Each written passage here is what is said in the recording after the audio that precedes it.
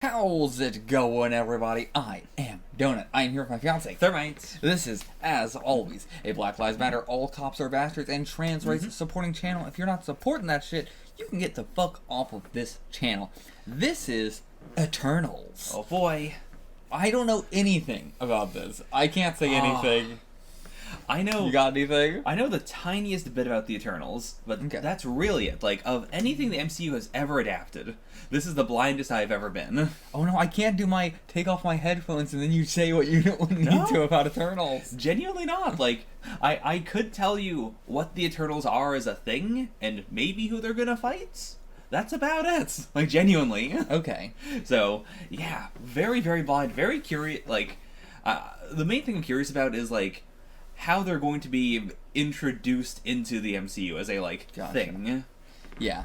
Yeah, I literally know nothing about them whatsoever. Don't know anything. I think I know what the main guy's costume looks like. Okay. Maybe. In the way that I've seen it in passing, I think. Oh, right. But that's it. I guess I know that Kumail Nanjiani's in this movie. Oh, yeah, I guess I know Yeah. that. Yeah, He was super ripped. Yeah. This is like pre-pandemic, I think. This is like in 2019. This was when Silicon Valley was still airing. Yeah. Oh, boy. So yeah, I know he's in the movie. I know he's extremely ripped. Yeah. That's genuinely all I know. Okay, so, yeah, that's all we know. Let's get into this. If you want to see the full length, check out the channel below for $4 a month. If you want to get early access to whatever's next, we're actually not sure what we're going to do next. We might be doing something crazy, or we might do it normal. We'll see. We'll see. So check out the Patreon, because I don't know. Let's go. It feels so weird to have like a non. This is like the fastest intro we've done. Seriously. Go.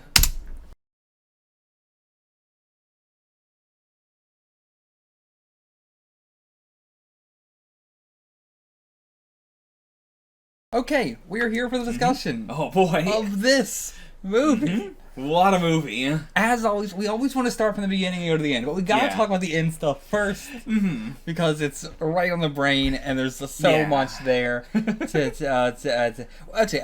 first of all, Sure. before anything, going into this movie, what did you know about the Eternals? You said like, oh, here's who I think they might fight, blah blah blah. I feel like now it's safe for me to hear that. So give me that spiel.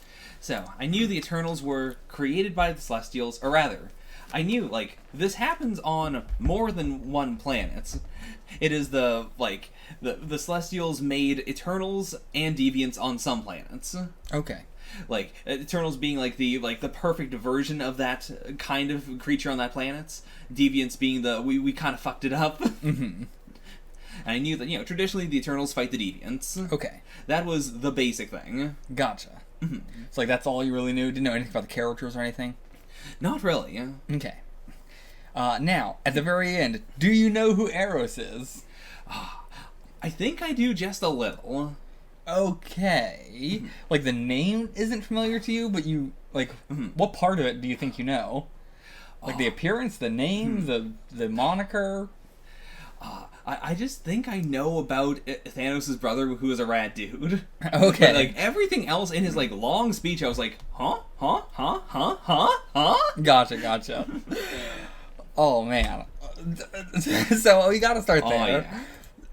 Eros, Star Fox of a Mystery Planet. Also, the name Star Fox, is that not copyrighted? I don't know. I don't know if the Japanese Star Fox is a reference to the American Star Fox. Which one came first? I don't know. One of the big spoilers that came out, like, before Eternals, before, like, any of Phase 4 started, actually, was just a, like a museum exhibit that was talking about the MCU characters. Yeah. And And one of them just mentioned, Thanos. Thanos part Deviant. Oh, what? Okay, hold on. Do we know what anybody on Titan looks like? We have never seen anyone on Titan besides Thanos. So yeah, when he gave his whole backstory, we didn't see that. He was just saying that, right? Yeah. So we never saw what Thanos' dad looked like or anything we like that. only ever saw just, like, the buildings. Like, we see the ruins. He uses the reality stone to make it look the way it did before. Okay. But yeah, we don't see a single person. We don't know what anyone on Titan looks like. We don't know what a Titan is. Yeah. We've only ever seen Thanos. Yeah, like, I would have just assumed they all looked like Thanos, but maybe not. Maybe, like, oh, what is... Do the Titans all look like humans then? Because Eros looks like a human, and if he was if he was the Eternal for that planet, I would assume that, like, the Eternals are supposed to look like the apex predator of that planet. Yeah. Like, I think that my mini tangent that does tie into this is I love the casting for how incredibly diverse it is. Yeah. Because I think it makes sense in an in-universe perspective for them to choose Eternal, or, like, to have Eternals that simulate, you know, the people of that planet as diversely as possible. Yeah. As a quick, like, you know, we're not going to enforce one type of look or one type of viewpoints. They're going to be a wide variety of people. Mm-hmm. And so that also... Including some ages as well. Yeah, like, I understand the need to have someone who is always a child. Yeah. Just for the purpose of, like, making sure, you know, all the adults don't, you know, like, do really fucked up shit to the kids. Mm-hmm. And Druig is, like, in that permanent, like, 18-year-old, 19-year-old kind of rebelling kind of, like, thing. Like, just permanently always rebelling for 7,000 years. Yeah. But yeah, I appreciate having the various range of builds, ethnicities, ages, everything. You know, it really helps. Like, with what you're talking about, with, like, you know, making them fit all the diversity on Earth and everything like that. But then that also means, like, are the, like, you know, Eros, like, what on Titan, do they just look like humans? Like, but I mean, we've seen that already. You know, 90% of the alien races out there just look like reskinned humans, like, you know, like bright pink, green, blue, you know, whatever. But yeah, like, some variation. Yeah.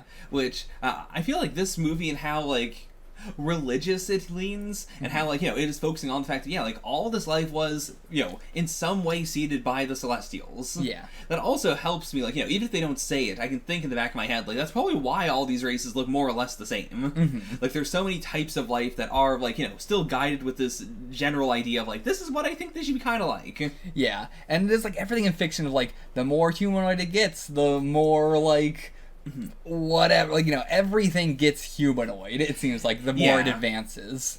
Yeah, like, there is a hard, like, you know, if you're going to reach a certain level of intelligence or strength, or, like, if you're going to eventually gain superpowers, like, that is correlated with eventually looking humanoid. Yeah. And, like, you know, that is fascinating, because that doesn't necessarily how, like, our animal, like, I think we look at, like, you know, apes and humans, like, evolved similarly, you know, down similar paths, and, like, apes are also very intelligent and all that, but then you also have birds and dolphins and I mean, for most honey badgers. For most of human history, we've really been, like, you know, underestimating animals based on that sole purpose of, if it looks like a monkey and it's doing human-like things, that makes sense because it's like us. But, like, dolphin look like us, so a dolphin has to be really stupid. Yeah. And we've only been learning, like, oh, actually, dolphin really smart, or pigs insanely smart and intelligent and empathetic. Yeah, like, yeah, a pig's definitely a huge underestimating how much, like, intelligence they have. Yeah. And everything like that. I mean, just in general, still, to present day right now, we are still constantly learning about how intelligent animals are and everything like that. But either way, I get the idea of, like, things become, you know, more humanoid, especially when you look at, like, all history stuff too, like all legends and everything like that. But of course, it's all humans making these legends, so of course. Yeah. But it has this feeling of, like, oh, throughout all time, everybody's had this idea, and it's like, well, yeah, no shit, but but still, it fits into that, you know, that aesthetic. Yeah, and so. It's something that I don't have an issue with. It's just something to always be noting. Yeah. Again, I think I brought it up at the very beginning of my reaction to all the MCU. One of the only things I knew about the comics was that, like, it is established in the comics universe that Earth is the center of the universe. Like, Earth is what everything else is based off of. Which explains why so much of the shit happens on Earth. Like, also why so much of it happens in 616. Like, that universe is also, like, isn't that, like, the base universe, essentially? Like... Or, like, one of... You know. Yeah, like, now it is. Originally it wasn't. Sure. It's more of a, like, it made itself more important. I guess, yeah, that's a good way to put it. But yeah, and I mean, there already is so much that in the MCU here where it's like, Earth is so special, far more special than anything else in the entire galaxy. Yeah. Like, you know, most planets, solar system, galaxies have, like, maybe one person among all of them who is, like, a, you know, renowned major hero and everything like that. Versus, like, Earth has so many of them. But at the same time, Earth is also cut off from the rest of the entire universe. Yeah. Where the rest of the entire universe has so much more knowledge than we do. Like, just any random person. You could go to any planet and a homeless person on the street would probably know more about the universe than the most intelligent person on Earth. Yeah. And it's just like, why is that the case? Why is Earth so cut off? Like, what is it about Earth that... Especially because we have, like, universe-spanning things are also happening on Earth. Yeah. Like, you know, the Eternals are happening everywhere, but they're also happening on Earth. And, like, but what is it that makes Earth so special? Yeah. I wonder if we'll ever get an explanation for it in the MCU. Or that will always be a mystery of what makes Earth so special. But I also love any series that does the Earth is extremely special in, you know, a universe of infinite possibilities. Yeah. Like, there's still not even like the Earth is as unique as every other thing out there, but like, no, there is something especially unique about Earth. Yeah. It's a difficult thing to do just because of, you know, the scale of it and the, like, the potential of minimizing, like, you know, trillions of other lives. And I think that's part of what makes this movie so interesting, is that it is willing to talk about a lot of that kind of stuff. Yeah. Like, the fact that the core, you know, question of the movie is, do we destroy Earth, which is special and that has billions of people on it? You know, do we do that, or do we potentially snuff out, like, you know, millions of other potential Earths that could arise, that could be just as special? Well, they always put it, right, like, you know, are we sacrificing the people of Earth for billions of other lives? So it is, like, almost an exact trade-off of, like, billions of lives for billions of lives. True. Like, did they say billions of planets? No, they did say billions of lives. Yeah, I thought which feels really small. Yeah, like, comparatively to how much we're losing. Because we are losing billions, like, nearly, like, 10 billion at this point. Yeah. So, yeah, it is, like, an interesting trade-off that it's, like, it's not like, you know, killing one person to save 100. It is, like, pretty comparable. Yeah. But we also don't, you know, billions could be 2 billion, or it could be 100 billion. Because we don't really know what the Celestials do overall. Sure. Like, Arishem is the Prime Celestial. He, you know, according to him at the very least, created everything. And again, he's already lied, so do we trust him? Yeah. Like, the entire opening scroll is a lie that we, like, work mostly out over the course of the movie. Yeah. But, like, we don't know what the other Celestials would do or are doing, because it seems like, since, you know, in the billion, you know, I think they said, like, once every billion years, new Celestials are born. Yeah. Of the old Celestials, we don't see any of them. We know one of them is, you know, the dead Celestial that is nowhere now. One of them was, what is Peter's dad? Oh, Ego? Yeah, Ego. He was a Celestial? He was a Celestial. Okay, I was going to ask that. Yeah, they did specifically note that. Because, yeah, tiny. Very different. Well, he was the planets. Right, yeah. Yeah, like, he was making himself, you know, he was making projections that looked like that, but he is the entire planet. Yeah. You're right. Yeah. But apart from those two, and one of them is 100% dead, the other one just died, and he was just trying to, like, destroy all life. Like, he wasn't doing anything good for the universe. No. So it's real, like, what are the Celestials doing? And then also, what's above the Celestials? Because Ego says, small g god. So what does that mean for, you know, everything? Yeah, like, would he have called Arishem Big G? Or is he saying, you know, all of us are still small g, and there is Big G above that? Like, I mean, just the fact that the Eternals are, you know, they never, like, they call themselves gods in a very light way, in a, like, you know, we are the, you know, the reason why human beings have legends of beings that they call gods. Like, we have them who are seen, you know, some people as gods, then above them we have the you know, the Celestials, then we have the Prime Celestial, and then we could still have stuff above that, like... Yeah. I mean, the Prime Celestial is also not much different from the normal Celestial. That is just like, I'm putting you in charge. But, like, it doesn't seem like they have anything special. Like, it is just, you're in charge now. Like, it's not like Cersei gained the ability to heal. True. So, there is something, or there's any... Well, you're thinking of the Prime, Eternal. Oh, you were saying Prime Celestial. Sorry. I thought you said Prime Eternal. But no, my bad. Just misheard what you said. But yeah, like, we don't know anything that is actually special about Arishem. Just that he has survived all this time. Also, how did the Nowhere Celestial die? Yeah, like, yeah, that's a big thing. It's a big thing. But will we ever get an answer? I don't know, because you know, I don't know. Yeah. But oh my god, the fact we have a Celestial now on Earth, like like made into marble, essentially. Yeah.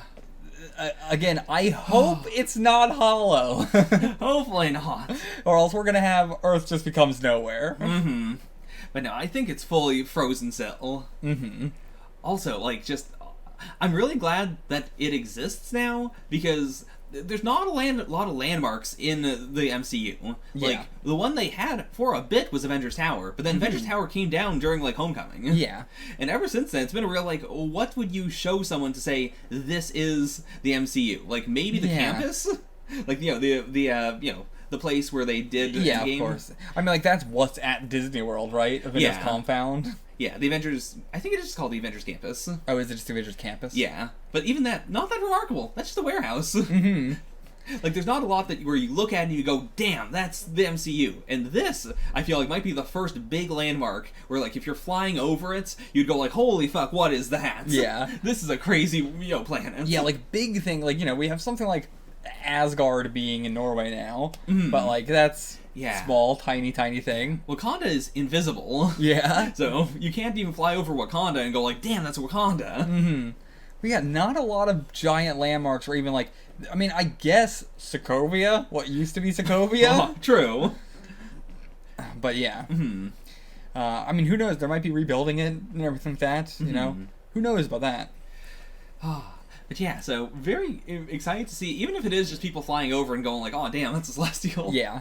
Like, I imagine aliens coming to this planet would go like, holy crap, did you guys make a giant, like, monument to the Celestials? And then they go, no, that is a Celestial. It died. Also interesting that it, we should have got the name of that one too. We have like the whole cast, but we didn't get that. It was like Tiamat? Tiamat.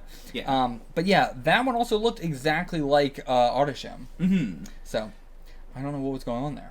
Like, why did those both look alike, but Ego did not? Or did Ego originally look like that, but he could make himself look like whatever? Yeah. That's possible, because, apart from that, when we see, like, the flashes of different Celestials, they all look different, but they're all fundamentally just, like, big guy, but different colors. Mm-hmm. And, like, is Artisham dying, like, next year? Or is he dying, like, coming up in the next thousands of years? Because, like, he looks like he's dying. Like, his body is, like, decaying and stuff. But, like, does that mean next year, like, when the ball drops, is it like, and now I'm dead? Or is it... Yeah. Because, like, if we are due for the next, like, hatching of Celestials around now, then, like, are they going to take his place, or... Yeah. And also, like, they can't all be hatching at the same time, or else going out and finding the other Eternals would not have been important. Yeah. Because they've been like, well, we're fucked anyway, so... yeah.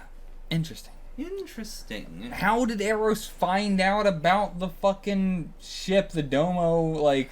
How to get onto the Domo? Yeah. What's his ability? The teleport effect doesn't look like anything else we've seen in the MCU. No, it doesn't look like the Eternals. For sure not. Like, not their shit. Yeah. Unless it's different for each one. I don't think so, though. Because they're so particular. Like, especially the MCU in general is so particular about, like, if someone has this technology, it always looks exactly like this.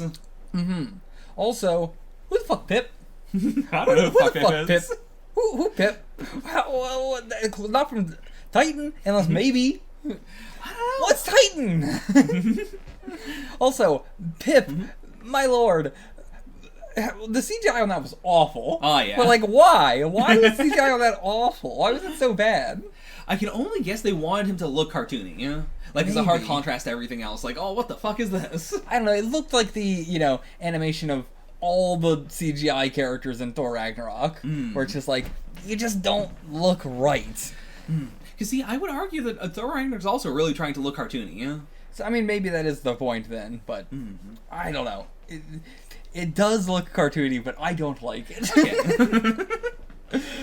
But either way, yeah, I don't know what's going on with Pip and why he would be with this guy. And, like, it seems like, Titan has been destroyed for how long? Do we know when that happened?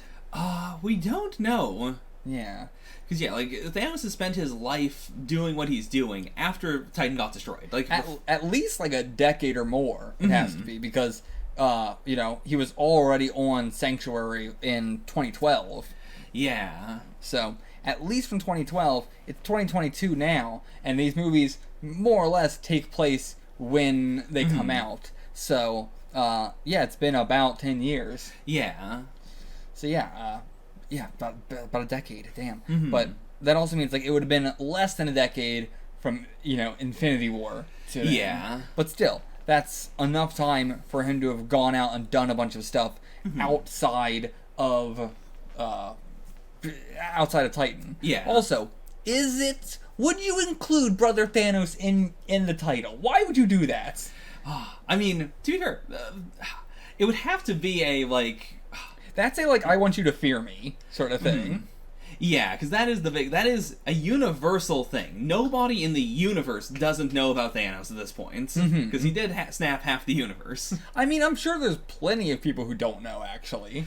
I guess anyone who is cut off from everyone else. Yeah, which seems to be only Earth, but who knows, maybe we'll see other places that are like that as well. Like, Sakaar, might not have known what the fuck happened. True. But I guess we got basically everybody out of there, except for, I mean, we didn't get everybody out of there. No, there was a Civil War. Yeah, we got a considerable number out there, but... Yeah, but a lot of people stayed back to fight. Yeah. But so, yeah, I imagine Sakaar probably wouldn't know. They're just like, well, half of us disappeared. And then half of us came back. But that's 5 years. Like, as long as there's not still cut off, someone might have just come over and said, like, hey, this happens. True, yeah. But still, I imagine there's some places out there where it's just, you don't know. Yeah, half the people disappeared, half of them came back. No one knows why. Yeah. So... But yeah, I don't know why you would say Brother Thanos, unless you want people to fear you, or... Like, if you were a good person, why would you say Brother Thanos? Because all it's going to do is make people not trust you. Yeah. Like, it's impossible to trust you once you know that. It's just like, you're not your family, but still, at the same time, why would you... Anybody who says it, I wouldn't trust. See, I took it as just he's very cocky. It is just like, this is a title that people are going to recognize, and so I'm going to say it. And I think that's fair, and I think that might be the explanation. But I think... Do you not realize that's gonna make people not trust you? Oh yeah, like I don't think it's a good tactical idea. Like if he said, "Hey, listen up, I'm the brother of Thanos, don't freak out," that'd be one thing. But saying it as a title makes me go like, I do not trust you if you think this is a cool thing. Yeah, like Gamora goes by deadliest woman in the galaxy, not daughter of Thanos. Yeah, daughter of Thanos is the insult people give to, and not necessarily, but like it would be an insult to her. But yeah. Yeah. I mean, it also does raise the question of, did he ever want to fight Thanos? Or was it a hard, like, we're friends? I mean, like, yeah, what does that even mean? Because how are you Brother Thanos? What did I mean? Like, again, if Thanos is a deviant based off that whatever thing you were talking about, like, that feels a little bit spoilery, because that's so out They didn't bring it up, and also, this was pre-Phase 4, so it's possible they just wanted to say it. Yeah, I know, but I'm used to fucking One Piece getting spoiled on shit that hasn't happened in the manga yet, but it's happened in a fucking cup noodle commercial. So I'm used to the getting spoiled in something that has never appeared in the source material at all. Yeah. But, either way, like, now I'm not going to be able to stop thinking, also, is Thanos a deviant? And that, like... building up to that with this having the deviant who was becoming more and more human, and everything like that, and but then why would Thanos do all the shit that he was doing? That has nothing to do with the deviant stuff at all. Not really. Didn't care about his family. Why would Eris be the brother of a deviant unless he himself was a deviant and not an Eternal? I mean, Eternals and deviant. I guess he could have just said it as a like Eternals and deviants are both children of Arishem. Like even the Prime Deviant says that. But why wouldn't he be like, my name is Eros, Star Fox of Mystery Planet, brother of all of you? Fair. Yeah, that is a very specific, like, it makes me think of Thor and Loki. Yeah. Like, we had to have grown up together. Otherwise, saying brother of Thanos, just any, like, even if it was a separated birth situation, it'd be like, well, that doesn't really tell me anything. But also, how were they raised together? You are a Celestial who lives for thousands of years. How did that work? And like, man, because the whole like we don't get involved sort of thing is I imagine why all that happened, because like, well, we don't get involved. Yeah. But also Titan did not birth a Celestial yet. No, yeah, Titan's just real fucked up. Yeah, I mean, to be fair, We don't know what the fuck happened to Titan. True. Maybe the Celestial was born, and it had nothing to do with him, killing half his population. It's possible, because we do know Titan is really fucked up, like, magnet-wise. Yeah. Or, gravity-wise, which is why you can bounce in different places. Because the whole planet's blown up, essentially. And we do know when the Celestial. I said all of them. When the Celestial that was going to be born from Earth was about to be born, the ice caps melted super fast. Like, it wasn't clear, like, it is progressing the destruction of the planet before it physically starts breaking out like it's an egg. Yeah. So it's possible that might have been the reason why Titan started, to go real bad. And Thanos was like, it's because our population's too big. Which, you know what? You might have been right. No. No! If Thanos had killed half the population on Titan, there wouldn't have been enough people for a Celestial to hatch out of it. To be fair, he did do that. He did. Did he? I don't actually remember if he did or not. Because wasn't his whole thing that, like, they didn't listen to me? Maybe? I thought he did, because I thought... I don't think he did. I think it was that they didn't listen to him, and then the population was wiped out. And he was like, if only they had listened to me, we would have been okay. Yeah, maybe that is what it was, or else he would have seen that it wouldn't have worked from the beginning. Which would have defeated the whole purpose. Yeah. See, I thought that was when he was suggesting it. Yeah, because I remember that's when I brought up my, like, we should do this fairly, and the rich and the poor should all be killed and halved, and it's like, that's not going to change anything! But yeah, they didn't do it. But yeah, so okay, they didn't do it, and then Celestial happened. Maybe. I mean, to be fair... We don't know that. If it was not for Thanos, Earth would have been killed by a Celestial much earlier! Oh, what if Thanos is really going like, I told you! God damn it! He was right! We will never recover. He was right for the wrong reason. Yeah, I mean, that's the key thing. It's like he didn't, as far as we know, he didn't know. Yeah, as far as we know, he didn't know anything about this. Otherwise, he would have said it. He certainly would have said it. And 100%. Then we would have been like, okay, maybe you have a fucking point here. Yeah, but he definitely didn't know. That is if that is the case, that is the perfect being right in a sense, but for absolutely the wrong reason. And because it is like, if he did know, the answer wouldn't be, I'm going to kill half the people in the universe. It would be, I'm going to snap the Celestials away. Or, like, you can just snap that the Celestials don't need to do this anymore. Yeah. Like, you could snap anything. Yeah, like, it is infinite. Oh my god. I can't believe they did this. I can't believe they did this. If it is the case. I mean, with Earth, at least, it is certainly the case. Yeah. They said it delayed it. Oh my god.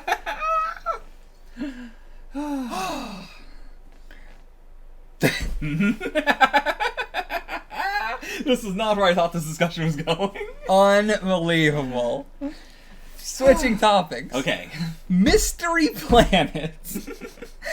Mystery planet. I feel like you can't say... Also not Star Fox of Titan. That's also a big, like, if you're going to say Brother of Thanos, like, you don't care about what you're exactly saying, which is why I think that also really fits into the I'm Crown Prince of Titan, also I'm Star Fox of Mystery Planet. Yeah, what does that mean? And he was Crown Prince of Titan. He was going to be Prince. Like, none of the others have anything like that. Like, the other Eternals, like, we're not really getting that involved. If he didn't get involved, he got involved, basically. Got involved? Also, if he was Crown Prince of Titan, and Thanos is his brother, was Thanos a prince? I mean, I guess so. But, like, what does that mean? It means he, like, Crown Prince means he was going to be the king, right? Yeah, like firstborn son of the king. Yeah. So, like, Thanos would have been a Loki in this situation. If Thanos is just Loki, and that's why if we get an eventual, like, Loki and Thanos would work together because Loki, we're like, we're the same. We're the same. We're both the princes that won't become king. We were both going to be lied to of, like, who we were, and, like, I don't know. You know, I will say, this also does explain why Thanos didn't do the eat the rich. Because he was the rich. Yeah, he was the rich. No wonder. Everything makes more sense now. This is I'm a Baron again. It is the Baron Zemo switch. This is he was the prince the whole damn time. No wonder his fucking planet worked. This is the ultimate rich art kid wanting to like fucking change. Oh my god! It all makes sense. Holy shit! Mm-hmm. Oh, it's so much information. Yeah. Okay, really quick. Okay. Knave of Hearts. Is that just saying that he's a flirt? I'm guessing so. Like, it's all capitalized like it's something, but I feel like that's just, he's a flirt. Mm-hmm. Defeater of Black Roger. Do you know Black Roger? I don't know Black Roger. That, I mean, seems like a pirate's name. It does. But, I assume that's like a space thing. Because why would he have come to Earth to kill a pirate and leave? I mean, there are space pirates out there. Yeah. So. But yeah, don't know what that is. Yeah. And he also talked about there be like the legends of Fina. But like, Okay. where would he have heard of those? Well, like, that has gone out of Earth. Well, it wouldn't have to be on Earth, because remember, they keep on, like, it's the same person each time, but they wipe their memories. Right, yeah. So Athena would have done, she would have been the best warrior on, like, hundreds of worlds. Yeah, before that's a this. good point. So it would just be, like, of all this, of all the Eternals, like, Wouldn't that go badly? Like, wouldn't eventually they hear about their own legends? at some point, probably. Yeah, like how the fuck does that work? Or do they give them different names every time? Maybe. No, that wouldn't make sense. I mean, maybe they only get seeded on planets that haven't made contact yet with other worlds. And so they don't know. They just don't know. Maybe, but... I mean, what about Titan then? Yeah, because, you're right. Titan definitely had connections. Yeah. I don't know how that works, but there are legends of them out there by that name, so whether that is the legends of her on Earth have, gone out into the world, or, they keep the names as they get reset. Yeah, I am very curious as to, like, how this works once a planet connects with other planets. Like, how much are you... I guess they're not allowed to interfere with anything still unless it's deviants. Yeah. So yeah, it's a pretty black or white answer, actually. Yeah, it's just, unless it's deviants, they just don't do shit. Yeah. Okay, I think that's it on arrows. Okay. I'm gonna... First time I've ever seen Harry Styles. Did not realize that was Harry Styles. Same. Like, I'm so bad with actors and actresses and everything like that. The MCU is where I see most actors for the first time, because I don't really watch movies and shit like that. I am a big, TV person, and a lot of the people in the MCU are big, movie actors and stuff like that. Or, I don't know what the fuck Harry Styles does. He's in a boy band. Or he was. Okay. Yeah, I don't really know. I hear names and I go, oh, that's who that person was. But yeah. That's all there. So much there, but fuck. And again, is he even actually an Eternal? Because what was the teleporting stuff and... Yeah. And we've never seen anything like Pip before, right? No. Nothing. Okay. Let's move on to Dane Whitman. Okay. Who, in this movie, up until the post-credits sequence, in Thor: The Dark World, there was Jane's love interest, whose entire role in the movie was just to call her when she's in another world, because there was a connection spot there. And that really felt like, oh, this is going to be a character that has some importance, or is going to be a part of this cast in some way or whatever. Not at all. That's exactly what Dane Whitman felt. From the moment he was in the movie, I was like, this feels like that guy. Okay. Like, from the very start, I'm like, this is just that guy from Thor: The Dark World. Which was weird, because it's like, Jane Foster is not, like, the superhero of that movie, but it felt like that same thing in this of, like, oh, the woman superhero has, like, the male love interest who doesn't, doesn't really do anything. Doesn't really do anything and know what's going on. But no, he was in this, and he's in the end, and they're still doing, like, at the end, I'm like, where are we going with this? Because I don't give a shit about this guy. So why are we, like, doing like a, and now they're gonna get into a relationship, and it's like, who gives a shit about this man? And then we get to the end, and I'm like, okay, so this time, this character is going to actually be more important. Like, this type of character who I thought was just gonna have no real relevance. So, the ending thing, a sword, like, they mentioned earlier the ebony blade. The ebony blade, I'm too stupid. Is that a thing from real life? No, it is not. Okay, so is the ebony blade from Marvel Comics specifically? Yes. Okay, no. I was thinking of Is It Thanos' Sword, but I think I'm just thinking of Ebony Maw. Yeah, Ebony Maw is one of his guys. What was Thanos' sword called, real quick tangent? Do you remember? I don't remember if he gave it a name. It has to have had a name. I'm sure it had a name, but I don't remember it. I can't remember it. But either way, has the Ebony Blade been in Marvel Comics in any way whatsoever? I mean, yes, in Marvel Comics. Yeah. I'm sorry, not Marvel Comics. In the MCU. In the MCU, yes. No. Okay. So yeah, the name sounds familiar to me, but I don't know why. But either way, the sword, I'm guessing, is the Ebony Blade because they brought it up, and then we have this thing there. Yeah, I don't know. I don't know. He has like an interesting family history. Yeah, they mentioned that very specifically. Yeah. He's got stuff on the walls. I actually want to relook at that for a second. Sure. Because you know who Dane Whitman is, right? Yeah, like this is just the moment we saw him, I was like, okay, so he's in this movie, and then, yeah. Yeah. So let me relook at this scene, see if I can gauge anything here. But yeah, I've got nothing relooking at the scene. One, there's nothing gleaned from the room itself. It is very, very generic history stuff. Like, there's nothing to any specific culture or anything like that. Though, the sword looks insanely ancient. Oh, yeah. Like, crazy ancient. So, I don't really know what to guess. Also, death is my reward. The fact that, like, there's, nothing about the sword looks familiar in any way. And there's nothing I can guess from anything else. So I've got no guess. I got no guess. I don't know. Like, I'm trying to also think, like, do I know any character throughout Marvel Comics that has a history like that? But I don't think I do. So I don't think this is something I can guess. Like... It does. At first, I was like, "Oh, it's got to be some space-related thing," but like, I don't think so. I think this is just an ancient Earth thing, but it's not. Like, if I were to guess anything, I would have said this was like Excalibur or something, and not an Ebony Blade. But we already pointed out this is not Excalibur. And in fact, the Eternals have Excalibur. Yeah, it's like, in the ship. Yeah, like that's what I mean specifically. Yeah. So like, if I had to make a guess, I would say, "Oh, this is Excalibur, and he's a descendant of King Arthur or something." That's really the only guess I would be able to have. I don't know what else I would possibly be able to guess. I mean, even the box it's on. Yeah. Nothing that looks any like. There's no. I don't know. It just looks generic. There's nothing like on it that I particularly like. The seal. It's got this. A bird. I don't know. A bird, I guess. I'm bad at history. Is this a history thing? I don't think it's a history thing. This is so tough because like. I know exactly who this has to be. And also, I feel like just off camera, you're definitely gonna get spoiled on this via some person saying this on a podcast. Like, that's why I kind of want to guess it, because I want to not know until we see later. Yeah. But...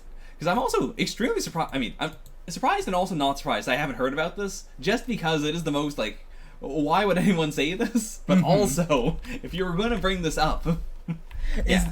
When watching the movie, was there anything else that was like that's a hint towards who that is?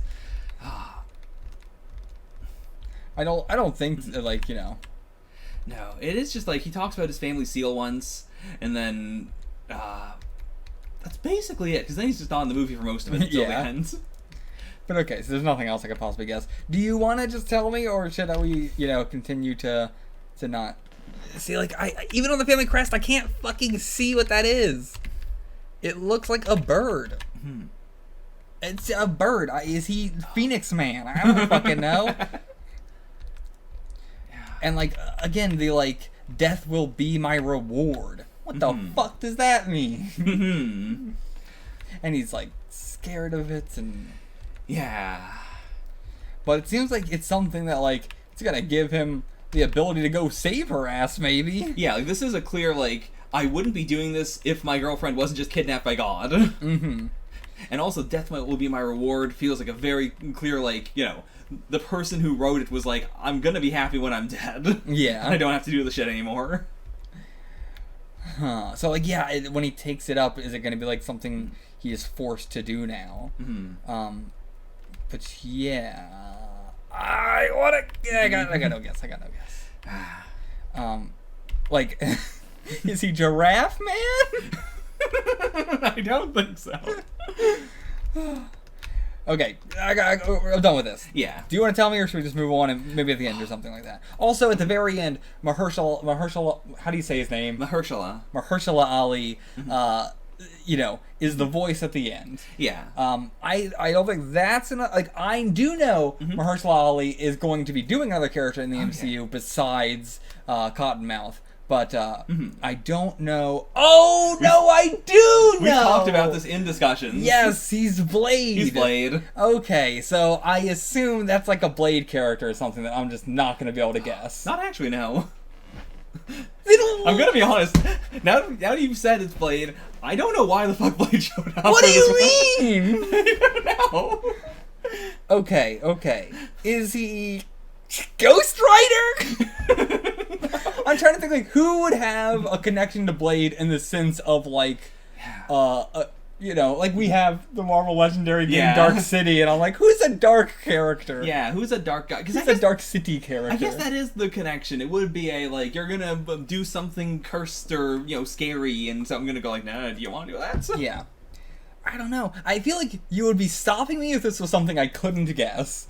Because I'm rambling a hell of a lot. So that's why I keep going, because I'm like, I know you would stop me. But it's right? Also, I would, but also, to be fair, it's such a long shot. It's such a, like... Okay. Yeah. Well, so that was Blade at the end, though. That was Blade. We're getting that already. Damn. Yeah. Which I do appreciate as a, like, we're not just, like, lingering in the own movies. We are, like, setting stuff up with every movie. And it's... much like what people liked about the early Phase 1 things of like, oh crap, it's Fury, and he's not, he hasn't been in his own movie yet, but he's doing stuff. Or like, oh, it's Thanos, they're gonna have to fight Thanos at some point. It is a lot of like, we are building up stuff that's gonna happen later. Yeah. Is this like the Dark Fury? Like, is Blade gonna be a big edgy anti-hero in this? And like, are we building up our Dark Avengers not as villains, but as Avengers that will get the job done? Maybe. Like, maybe that's what we're going for. Yeah, or like supernatural Avengers or something. Mm-hmm. I mean, we already have some. We got Wanda, we got Doctor Strange, like... Fair. But yeah, maybe something going on there. I got no guesses still. Okay. If you want to tell me, maybe we can do that later. Yeah, we'll do that later. Okay. So, moving on from all that shit. I assume he's gonna go save Cersei. Okay, now we can talk about the rest of the movie. Oh yeah, the Eternals. Yeah, and we talked about, I thought we were just going to talk about the end credit scenes. We also, through arrows, talked a lot about the Eternals and stuff like that. But okay, so, where do we start here with the Eternals? You give us a jumping off point. Sure. I mean, just the concept of the Eternals is such a wild thing to throw at people. Because, like, Captain America, for instance, what if there was a guy who was, like, a soldier and he was really strong?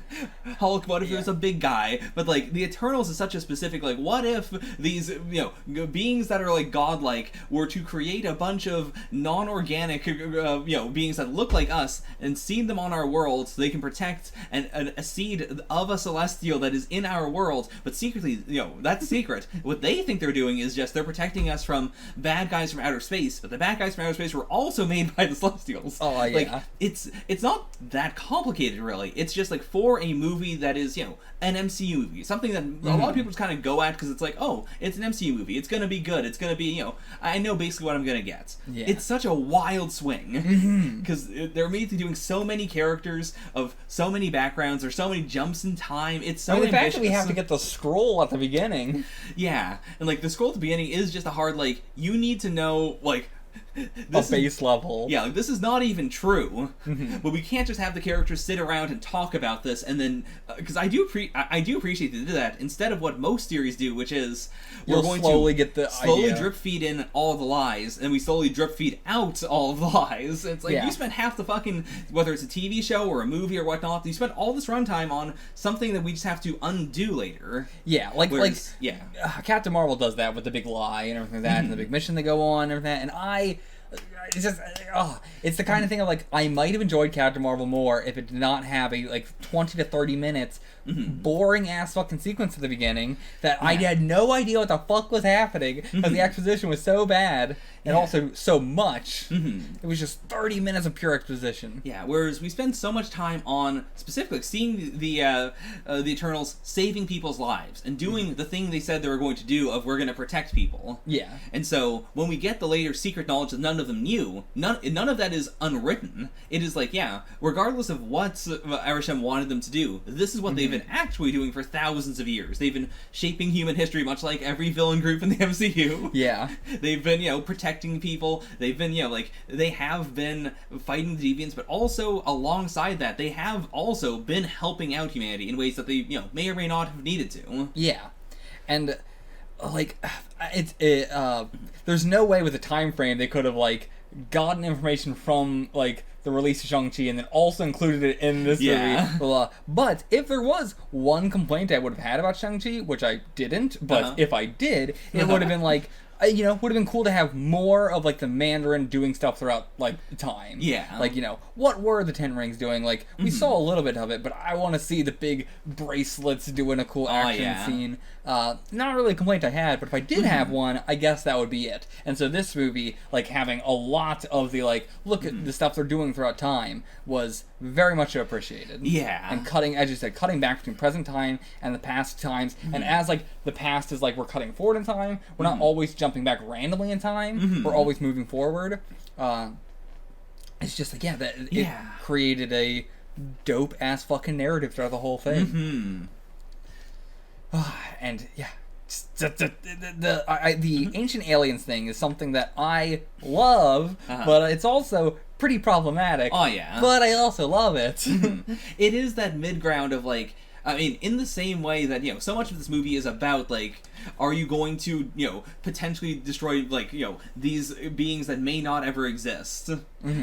Or, are we going to interfere in human are we going to stop this battle and just stop people from doing bad things? If that means also they don't get to grow and change and figure out how to, solve their conflicts themselves. That is also very much tied into the Ancient Aliens thing of, you're taking away a lot of what people actually did in the past by saying, oh, no, this group of people couldn't have possibly figured out how to, build pyramids or, create a, sewage system or whatnot. It had to be aliens. Yeah.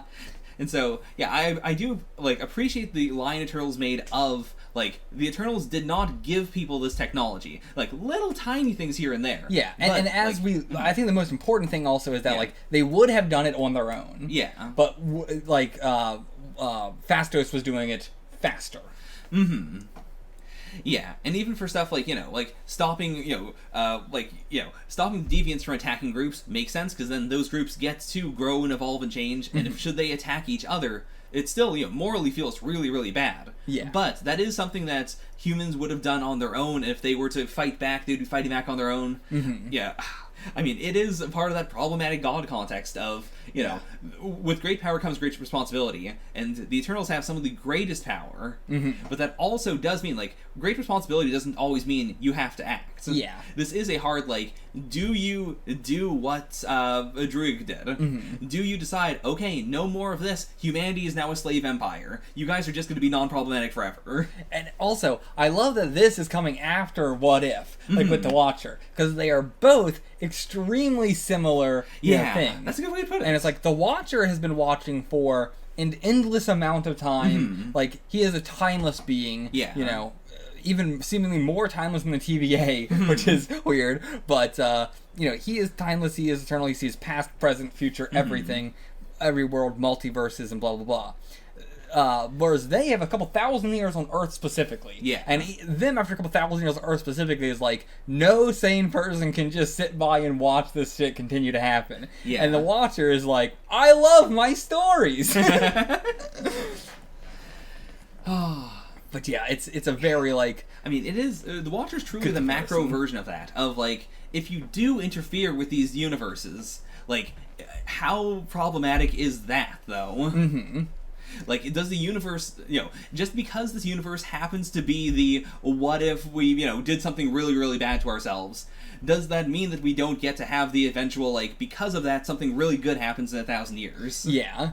like, it is the struggle of fate of, like, if you let Thanos kill half the people in the universe, Earth won't be destroyed. But like, if evil Doctor Strange doesn't destroy his entire universe, you don't have evil Doctor Strange to save the multiverse. Yeah. It's actually engaging questions and actually engaging philosophies and like, what would you do, rather than the Thanos one of just, would you be an evil piece of shit or would you not? Like, yeah. The Thanos thing really is the are you dumb or are you not? It's not even. It's just like, are you stupid enough to think this would work or not? Yeah, like I'm glad that, you know, now that Infinity War and Endgame have passed, the MCU can also like interrogate that stuff. Whereas at the time, you know, I don't think they had to do it, but I appreciate the storytelling thing of, we don't want to take all the wind out of this because then you're not going to think Thanos is super cool. Right now, we need to let everyone think Thanos is super cool. Yeah. Oh, man. Yeah. But also, again, Thanos built up, like, so much, but not really throughout Phase 1 through 2. We see him a lot. We know he's going to be the big villain. We don't really get anything about him. Yeah. Then we get him big time. Here he is. Here's his story. Infinity War and Endgame. Still not, like, a whole lot. Like, you know, pales in comparison to how much they've built him up. Still very cool. Not, you know, pales in comparison to how they built him up. Now we're once again getting the like so much about him post his death and everything like that, and that is so weird of a thing to do with this character. Yeah, but we are still, like, you know, Thanos was this huge figure, so he's going to be brought up a lot, and like people are going to compare threats to Thanos and everything like that. Like you know, early, like, in the movie where I was like, this is worse than Thanos. But what I meant by that was, this is worse for Earth than Thanos. Yeah. Obviously, it's hard to get on the threat level of Thanos because it is half of the universe. Yeah. But that also means many threats can be worse than Thanos on a personal level. Yeah. Like, this threat is worse for us personally because it's going to destroy our whole world, rather than, like, this threat doesn't seem as bad because it's hard to comprehend half the universe dying. Yeah.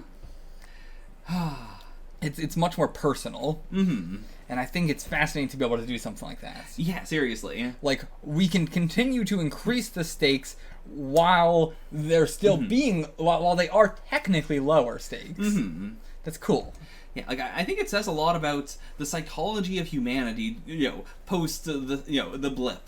That hate that name so much.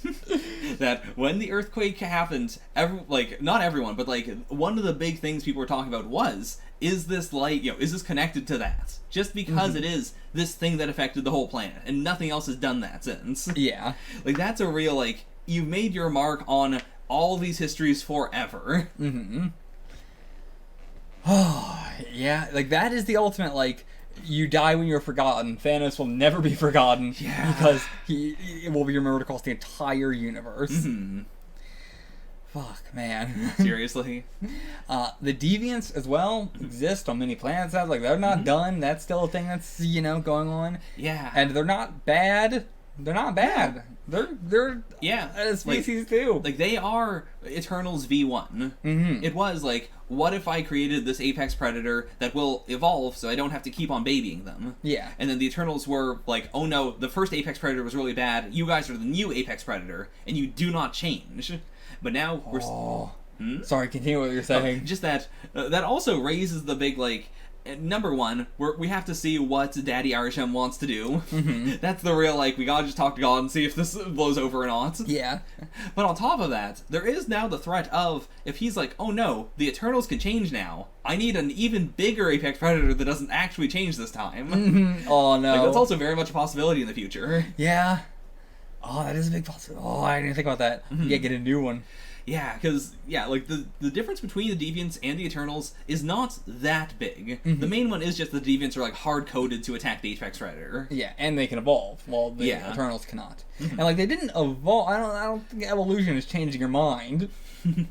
Like, he didn't... Yeah. He specifically made it so that they couldn't evolve, not so that they couldn't change their minds. Yeah. But, yeah, because they have to have some sense of... helping, you know. Some sense of, like, morality, of, like, we should do this, we should not do that. But yeah, I suppose the big problem might be, well, now they can change their minds to say, we don't want to serve the Celestials. Yeah. Or we don't want to let them be born now. But it says a lot that, like, that has never happened before Earth. Yeah.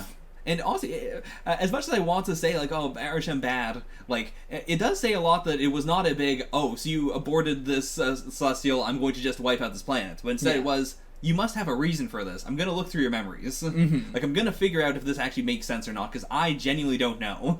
And again, why? Like, they've done this many, many, many times. Yeah. Earth is the one where they're like, not this one. It's the only time where, like, because they do also, like, start from more or less a blank slate. Yeah. You know, Athena, you know, being a very clear, like, it's not always perfect, but generally it's supposed to be a blank slate every time. And so every time, for, like, thousands of years, they're with, like, whether it is, like, you know, they didn't do, we don't know if they did with the Kree or the Skrulls, but we just said that. Like, yeah, sure. You know, they get there, they help the Skrulls for thousands of years, and presumably at that point, nothing the Skrulls would have done would have made them go like, oh, you guys should be saved. No, the Skrulls' home planet was the Kree. Like, because they're all refugees because their planet was destroyed by the Kree, correctly? I believe so. Okay. Yeah, we don't know if any other, you know, beings that could have had this happen, except for maybe Titan. Also, it is a Celestial's head for nowhere. True. What about a body? True, someone cut off the head. Yeah, what about a body? There's some big shit going on out there in the world. Oh, yeah. I mean, there's always a bigger fish. Yeah. There's always the big, like, yeah, you guys say you're the strongest, but what happened to that guy? I mean, even, like, you know, a Thor, like, following around Icarus, was it? Like, when they were younger and stuff. Yeah. Like, I guess when they went to Earth and stuff. Yeah, because I had a big pog moment when they brought up Laufey. Yeah, yeah. The big, like, oh, so they had a fucking war, you know, they fought Laufey at one point. Which we don't know about that part, about the Eternal part from the past. But we do know Laufey once invaded Earth. And, yeah. So just to know that Eternals were there is a big, like, oh, shit. But yeah, like, bringing in the Asgardians into this, because the Asgardians are, like, it is interesting that, like, well, like... No, I'm crazy. I was thinking, like, the Eternals were created in the image of gods, but no, the gods were just because of them. Like, same thing. Yeah, never mind. But, where do the names come from, I wonder? Why these names? You know, were they just their original names on their original planets and everything? Well, they were seeded, so... They were seeded. So how does that work? Where do the names come from? Yeah, like, did Arishem come up with them? Yeah, like, where did the word sprite come from? Like... Because, yeah, like, these are names that, you know, obviously throughout history we have then repurposed as, you know, like, Phastos is now Hephaestus, or Icarus is Icarus, but spelled differently. But yeah... Interesting, like, yeah, it's not quite. And how do people get all their fucking names wrong? Why did everybody fuck up every name but Sprite? We got Sprite down. Well, to be fair, Sprite's the one who tells the stories. So I imagine Sprite's been constantly saying her name, whereas everyone else, I guess they kind of just, like, goofed it. And yeah, I don't know shit about... I mean, also Gilgamesh, actually. Gilgamesh is the same. Yeah, Gilgamesh is the same. That's exactly the same. But yeah, I don't know shit about any of this kind of stuff. So I don't know any of what their names are actually supposed to be. I mean, Icarus is Icarus. Sprite's Sprite. Yeah, Circe is Circe. That's just a goddess. Oh, okay. Yeah. Isn't that with like a C actually? Or something? Okay. Yeah, C-R-C-E. Gilgamesh is Gilgamesh. Athena is Athena. Yeah. Is Druid just Druid or something? That's the closest one I could think of. Like just a druid. Mockery is Mercury. Yeah. Right? Phastos is what? Hephaestus. I've heard of that, but I don't He's the forge god. Oh, okay. In a Greek mythology. Kingo, do you know what that is? I actually don't know Kingo. Kingo. Or Ajak? Oh, I don't know Kingo or Ajak. Yeah, and like the way they're written is definitely meant to be a like when you're reading the a comic book, you would say it out loud and go like, "Oh, it's that." Yeah. But yeah, I don't know what those two are. But either way, they got some of their names wrong. Other ones, you know, just spelled it a little bit wrong. But I mean that I understand. It's never like, oh, and here's how it's spelled in your language. Actually, I forgot that we do see Sprite literally telling them to tell the the Epic of Gilgamesh, which is the oldest story known to man. Yeah. So that would explain why Gilgamesh's name specifically survived. Whereas I guess for all the other Sprite was just kind of mumbling. Yeah. I mean, Icarus they got down because Icarus and Circe are like how would you big know? ones. Yeah, like how would you know how to spell those? Yeah. But still, I mean, they got the names right. Yeah. You know. Like, yeah, Mockery being Mercury, you know. Now, But like, how do you go from Hephaestus to Fastos? Yeah. I don't know.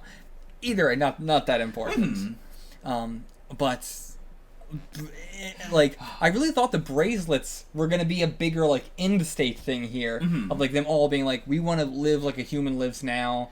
And like something, but yeah, it's interesting that it's only when they do the Unimind that they lose their immortality, presumably so it's a threat. Yeah, but they have to specifically use that excess energy in order to like give sprites mortality.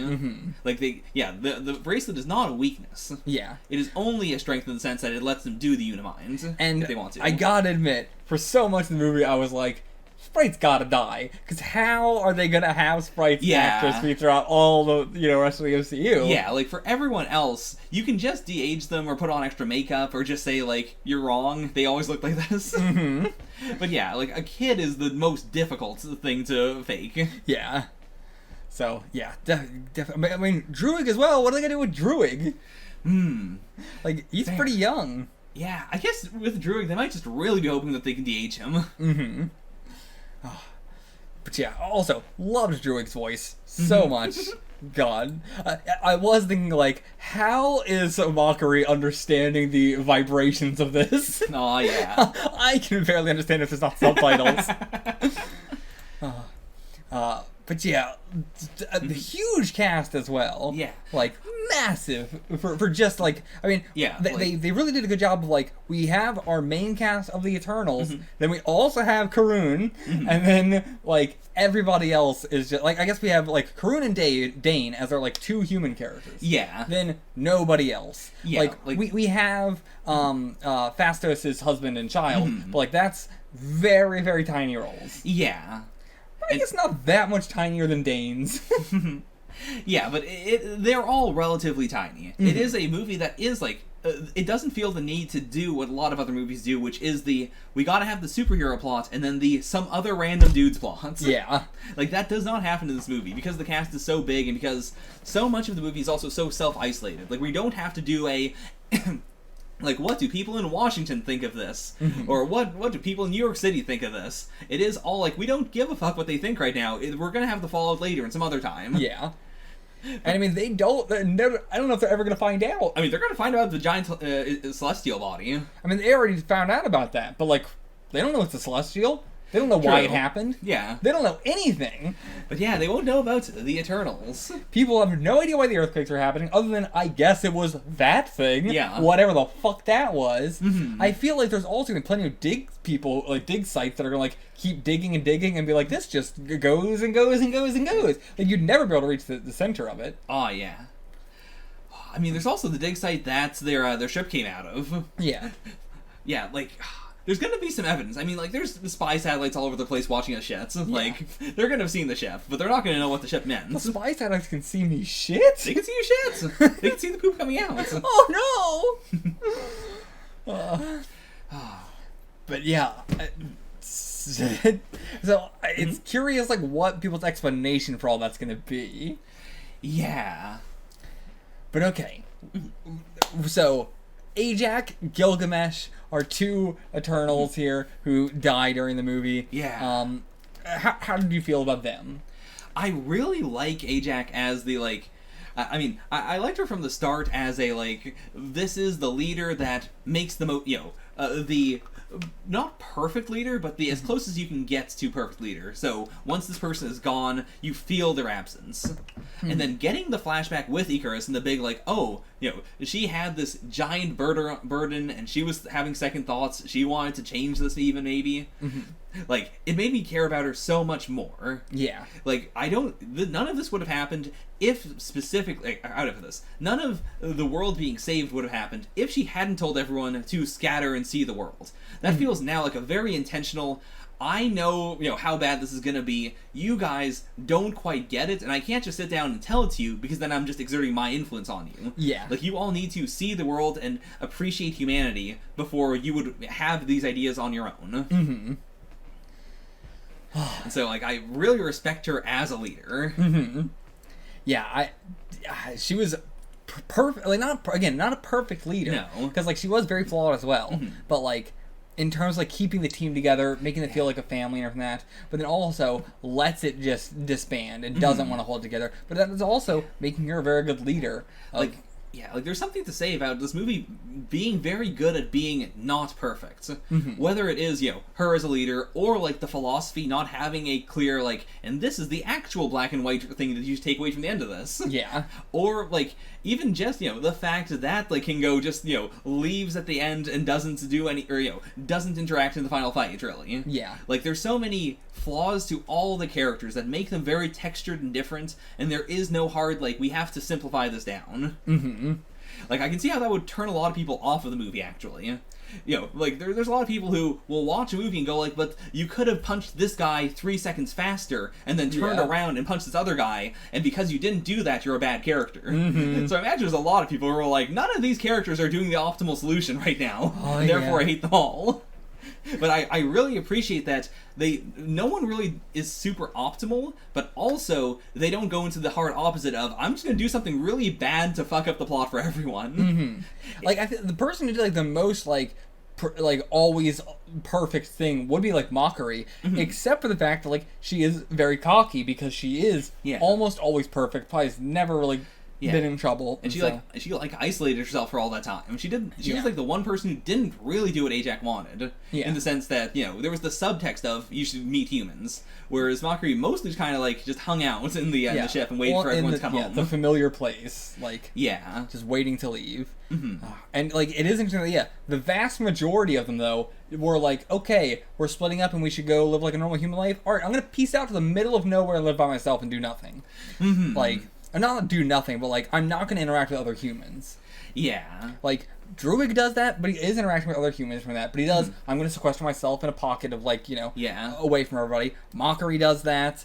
Thena and Gilgamesh do that. Yeah. For necessity. Yeah, that's a hard, we could, it would be better if we didn't, but we have to stop Thena from, potentially hurting someone. Phastos is basically the only one who does what she wanted. Phastos and Cersei. Also, to be fair, we never really find out what Icarus was doing during those 1,000 years. Yeah. So I wonder if he was just living with Ajax the whole time. It's very possible. Because there's nothing to imply he wasn't. Yeah. So I wonder. Again, he found out immediately after Babylon. So that would have been why wouldn't they have just lived together the whole time? Yeah. I think that has to be what was implied there.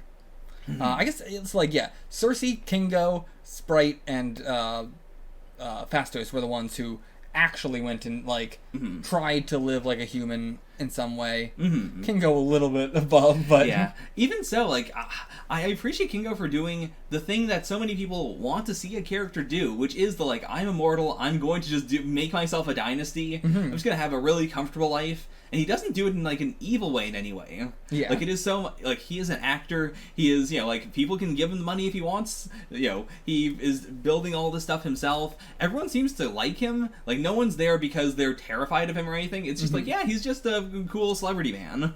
And I love that we're getting now into the era of what I always want out of superhero stuff, which is I know to be fair, the Eternals are in a position of you don't need to have secret identities, really. It's a little bit of benefit, but there's no but then the supervillain might kill my family or something like that. They don't really have to worry about that. So you can have Kingo just, tell his valet, oh, by the way, I'm an Eternal, I'm ancient, I need you to get me, jobs and work this out in a way that but it's also I wonder when, who was before Karun? Right. Because, he's been doing this for a long time. It's has he just gotten new manners every time? And, I am the grandson of this person. And, I wonder how that works. Yeah. And Karun's also one of the best valets managers ever seen. Ride or die. Amazing. I mean, in the same way, to be fair, I would do the same thing. I'm not gonna go. Every movie is okay, now it's not safe for you. You got to go home. I don't give a fuck if I can die next to humanity's helpers throughout all eternity. Then hell yeah. And even when it's all right, we're gonna let the planet die, and he's thank you for everything you've done. Yeah, Karun is such an interesting character. Yeah. absolutely love him. I spent the entire movie going like, I really like him, but also he's gotta leave at some point, right? He's not gonna be here for the entire movie. I don't know if he was there for the final fight or not. I don't know. I don't think he was, because if Kingo wasn't there, why would he be there? Yeah, because Kingo leaves, and then Karun, like, says thank you to everyone, then leaves with him. So presumably they both just, like, peaced out. Yeah. Which, again, I really like that. I think that's very fucking cool that, Kingo does that, just like, I can't be a part of this. I'm not going with Icarus, but I agree with him, so I'm not going to fight you guys, but whatever happens... I'm not going to help him on this one. Like, my side is this should happen, so if it doesn't happen, it doesn't happen. If it does happen, it does happen, but... Yeah. I'm not going to try and stop it, I'm not going to try and stop you. It's the kind of thing that you can only do in a movie where the philosophy is as complicated as this is allowed to be. Yeah. Because so many other movies, it would be objectively bad to not go along with the main characters, because it would be a hard, like, oh, so you just want the most bad thing in the universe to happen? But this is a hard, like, no, there is very much a, like, especially if you are, like, more spiritual or anything, I imagine there's a pretty good case to make for, like, if this happens, a new Celestial is born, worlds are created because of this. Like, maybe this is just the way this is the way of the universe as Arishem says it is. Yeah. It's a real, like, if that's meant to happen, then I guess it's okay, even if it's pretty fucked up. And I think the perfect line, who said it? Was it Thena that said it? Like, every time someone has said they're sacrificing something for the greater good, it has always been a mistake, or, it's been a lie. I think or it was Thena. Thena. Yeah. But, like, that, even if you fully believe it is true, it has never once been true or worked. Like, it has either been a lie or a mistake. And, like, because I was, like, in almost everything ever, I am the, like, I don't care, fuck the rest of the universe, I will save Earth, or, like, I will save humanity, or, like, if there's, like, aliens are attacking us, but not all the aliens are bad, obviously, it is just the ones attacking us, but it's, like, still, if it means the destruction of Earth, I don't care, I'm going to ensure the survival of Earth. Like, that's whose side I'm always going to be on. Right. But... so in this, they got me, and I was like, I don't know. Like, as an Earthling, I am, of course, like, well, we should save Earth, but this is the hardest thing that has gotten me on the, like, maybe this should just happen. Yeah. Maybe this is just how it has to happen, or the universe is fucked and will turn into eternal darkness, which would also end Earth, so... Yeah. But then, that line is, like, what pulled me out of it, and I was like, no, that's true. That's never been the case. Yeah. Why would it be the case now? Just because you're a Celestial, I'm not gonna believe you. It is really cool to have these characters who are, like, the basis of our myths have some level of, like, meta is the wrong word for it, but it's kind of what I'm going for in the sense of, like, throughout history, the stories we have told are what shape our, like, our viewpoints of reality. When we do these discussions, we talk about these stories, we are pulling from all the other stories we have ever been through, including the stories of our lives. And so it is really cool to have someone who can go, like, yeah, in every story, in every, interaction I have ever seen over these 7,000 years, it's always been wrong. It's never worked out. It doesn't matter if it sounds good this time. Like, fundamentally, you should know this isn't right. Yeah. And I am such a sucker for, like, these are all, based on, like, legends were based on them and everything like that. And, like, superhero, like, it's a very... a divisive thing to say of, like, superheroes have been around since the beginning of time, all legends are just about superheroes and stuff like that, and, like, that is all these ancient legends are not really any different from the shit that we are doing now, whether it be the MCU or the comics, whatever. And of course, one's a big giant corporation and the other one is people telling a story. There is difference there, but you have to take the similarities at the same time. Yeah, it is and it isn't. I mean, what are, like, the ancient Greek religions, if not corporations? I mean... What is a temple that takes in money and tells you a story, if not fucking... fair enough, It's ancient Disney. I mean, again, I feel like it's not as bad. They own slaves. That's fair. That's fair. But yeah, I get the argument against it, but I am on the side of for it. Fair.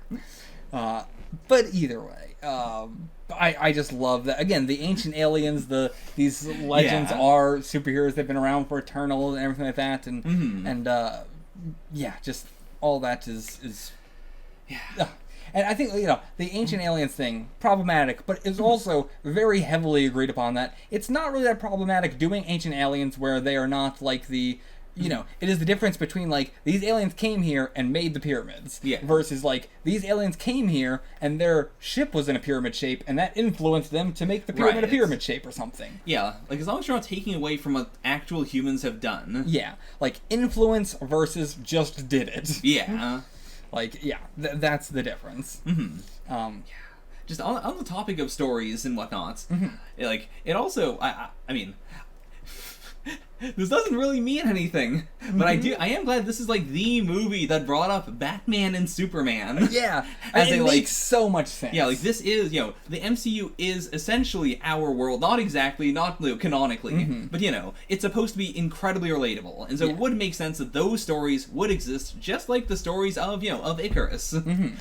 It is that big, like, all of this stuff is out there. People are going to be thinking about it. People are going to be influenced by it. Has anybody in the MCU mentioned a comic book? I don't think so. I just now realized, like, I don't know if anybody has said the words comic book. I don't know if anyone's ever said comic book. Like, does Batman and Superman exist as comics or as movies? Are they movie only? Yeah. Like, there's no reason why they shouldn't exist as comics, but the lack of the word comic book is fascinating. It reminds me a little bit of, in Watchmen, Alan Moore posited that in a world with superheroes, superhero comics wouldn't exist, but other comics would still exist just because they're a cheap, easy-to-consume piece of media, especially in a depression. And so that's why there's like a pirate comic book in that series, as a, like, this is what people would be, using as escapism, as opposed to something that would remind them of like, Dr. Manhattan. Invincible does the same thing as well, but I actually rebel against that idea, because I think, comic books and media in general reflects the world in which we live in, and is always what is popular in media is what is going on in the world. Right. What is the era we are in. It is never like escapism in the sense that we're going to do something way different than this. And when it is we're doing something way different from normal stuff, but the themes of it are connected to what's going on right now. It is going to be a metaphor for it. Yeah. And so, like, the idea that there wouldn't be... Like, again, superheroes became extremely popular during World War II when you wished there was superheroes that could go and just punch Hitler in the face. And so, like, then once the war ended, the superheroes started to become less interesting. And people started reading, like, more romance stories, crime stories, police stories, stuff like that. Stuff that was more relatable than, the war. Yeah, like, so much of that stuff is specifically, like, true crime stories, true romance stories. Yeah. It is, and even if it isn't... it like, never is. I know, it is like, what peak fiction is it is saying, this is a realistic thing, or like, this is close to something in real life. Like, that's what they're going for. And then again, the boom of superheroes in the 60s is, oh, you're doing superheroes, but they're, like, people that I know, and they have personalities? What? Yeah. Like, that's the big boom of, like, oh, superheroes are relatable now. Spider-Man's like me. Yeah, like, the idea that the Fantastic Four is either super realistic or, like, a parody of superheroes, because it's like, what if superheroes but realistic? Yeah. Like, it's so wild that we have so much stuff that is the, like, what if superheroes were real? And it's like, that's the Silver Age of comics. That was the concept. Yeah, that's why Marvel became Marvel, and why we entered into the Marvel Age of comics, was because Marvel was the first thing to do, what if superheroes were people too? And everybody went, what a crazy parody! I love this! Like, Fantastic Four is the Incredibles is, like, doing Fantastic Four, but realistic, and Fantastic Four is doing superheroes, but realistic. It's just, like, going further down the line. So, I guess in the same way that we had to admit Thanos may have had a point, Mm-hmm. we also have to admit, in the world of the MCU, DC is the premier comic book company. Yeah. I mean, or like the premier like superhero thing, in the sense that like we haven't heard anyone talk about any other superheroes like fictionally. Yeah. In terms of fictional superheroes, we've heard Batman. unless you're counting Superman. like the Star Wars characters, where you count those as superheroes, not really. Not really, but kind But of. in the same way, like Legends are superheroes and Fair. stuff like that, because Star Wars comes up the most. Star Wars is like the peak fiction of the MCU. Everyone loves Star Wars. It's still in our world, basically. Yeah.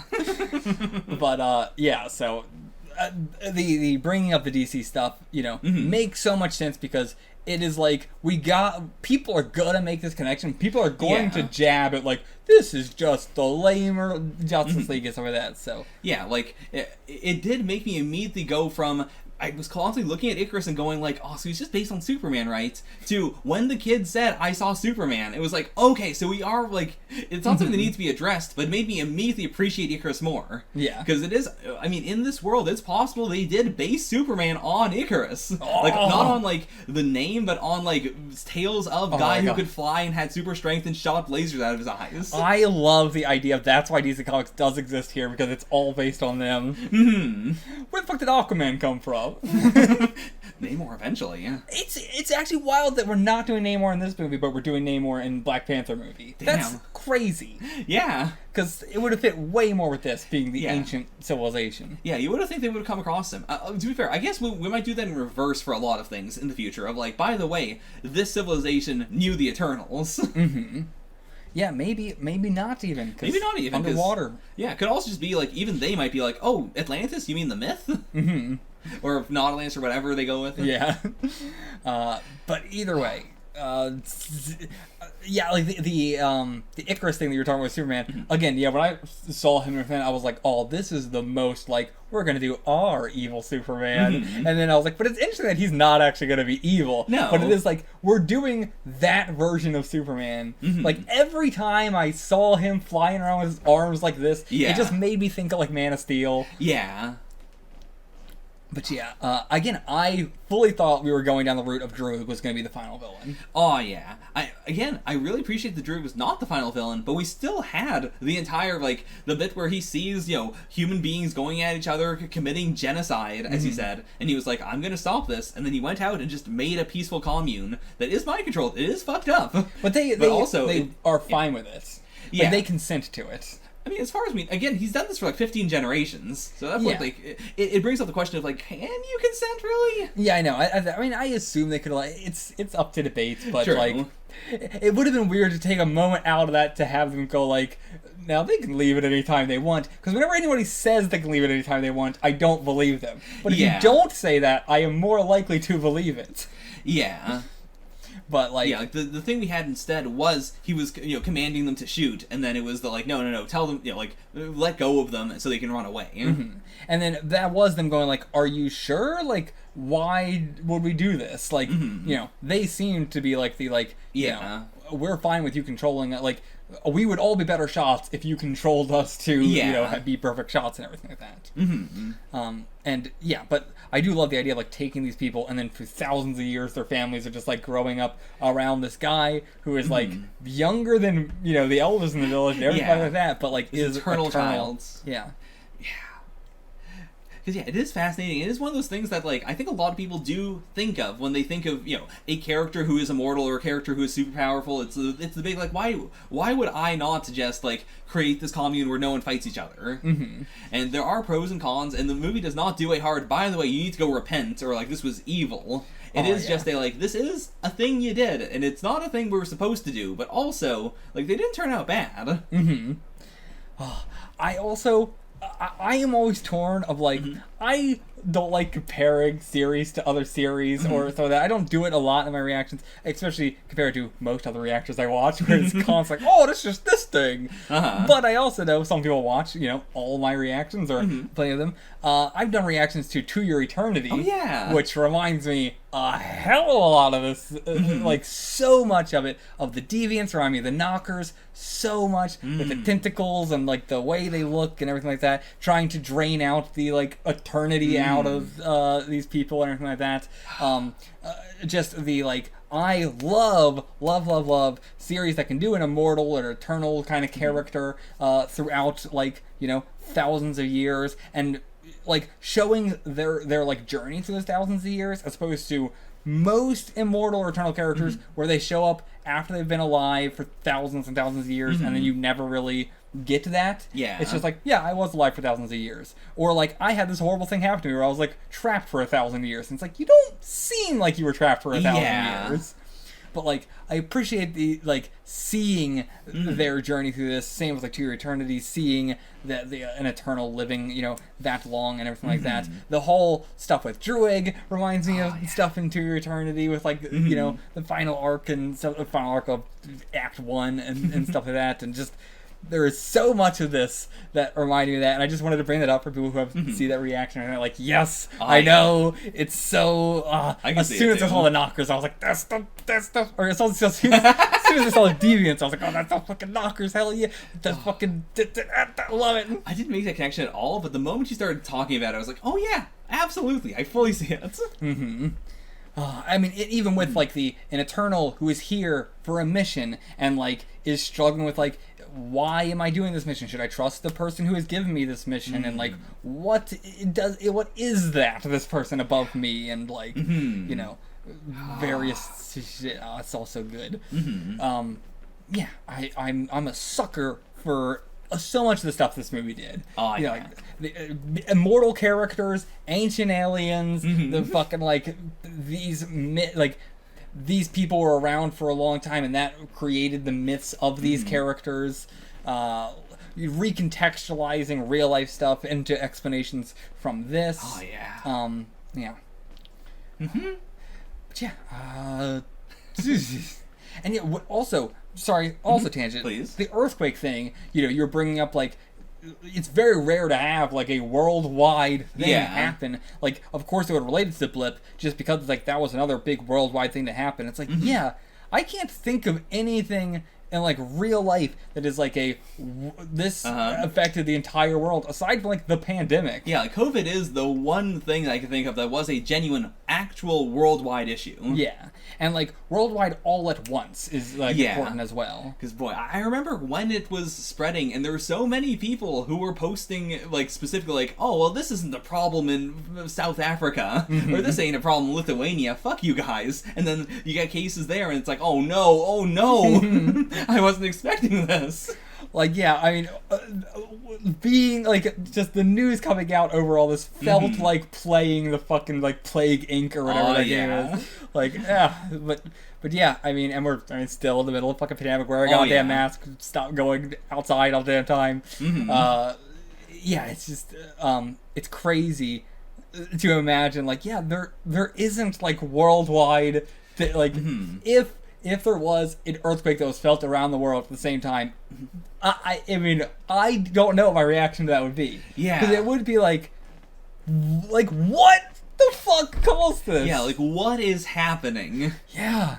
I mean, and it's also, in this, like, in the MCU, Wanda and WandaVision made the slightest remark to, like, I don't remember exactly what she said, but she hinted at, like, staying inside like everybody was during the pandemic. Okay.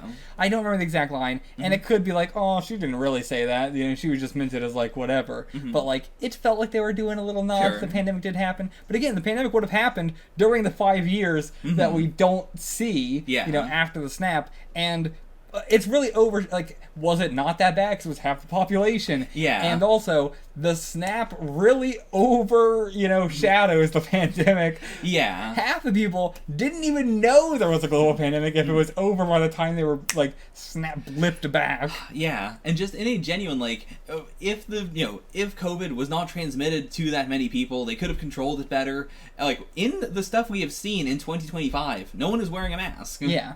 I mean, that's nowadays, but... True. But if there's not a single guy in the background even, that is a conscious, like, in this world, there is no COVID being transmitted. Like, there's no even a conspiracy theory guy who would be like, no, it's still there. Sure. I don't think that would be a conspiracy theory guy, but, I mean, if it is truly eradicated. In a world where it's completely eradicated. Yeah. But yeah, the fact that there's not a one makes me think it's not a thing. Same. But yeah, what else you want to talk about? I loved having Mockery be a deaf character. Yeah. Like her scream when Druig was like, everybody thought he was killed by Icarus. Like having that like actual deaf scream, like somebody who doesn't know how to scream. Just getting our first gay relationship in one is like I guess Loki's technically our first like queer character. Yeah, that's not a gay relationship specifically. Yeah. It's definitely a queer relationship in some way, in a weird, non-normal way. I should say, I guess, gay. Sure, yeah. Yeah, because I fully agree it's a queer relationship. Yes, but I meant like this is the first gay relationship. Yes. I'm so used to just using gay to mean queer in general and everything like that. I mean, number 2, of course, if we include Joe Rousseau. I mean, that's not a gay relationship. Like that's what I was saying. Like, single dead guy relationship. Like And again, we've had gay character or queer characters that they have said after the movie's come out or before the movie or whatever, but not in the movie. That's a queer person, but that doesn't quite count. Yeah, and like even in the moment, I was like, "Oh no, are we just gonna cut away now?" I'm really happy that we, had them in their house, that we saw them as a family unit, that we saw them kiss, that it was a clear like this is part of this person's existence, and then in the ship, like he has the whole speech where he directly states like, I would not change anything about the person I am, and the person that I was even made as, but also that doesn't mean I am Arishem's pawn. Even if Arishem made me this way, I'm still me. I still exist for my family because I choose to exist for my family. I do not exist for this for the prime celestial. I love that so much. Like, it's just, this is, I love the Phase 4 finally getting the shit that we've been asking for years and years and years. But I'm glad we're getting it now. I mean, truly, honestly, it's crazy how good Phase 4 is. And I hate myself for the end of Phase 3 being like, you know what, probably not going to get into Phase 4. There was that moment where I was like, and it was like months, I was just like, I'm done. Like, the MCU ends for me at Phase 3. And like, but I'm glad I was like, you know what, I'll get into Phase 4. And it's like, oh, this is where the MCU starts for me. I'm so glad. Like, Loki is really the only thing that I would put on like and I wouldn't even put it like with the Phase 3 stuff.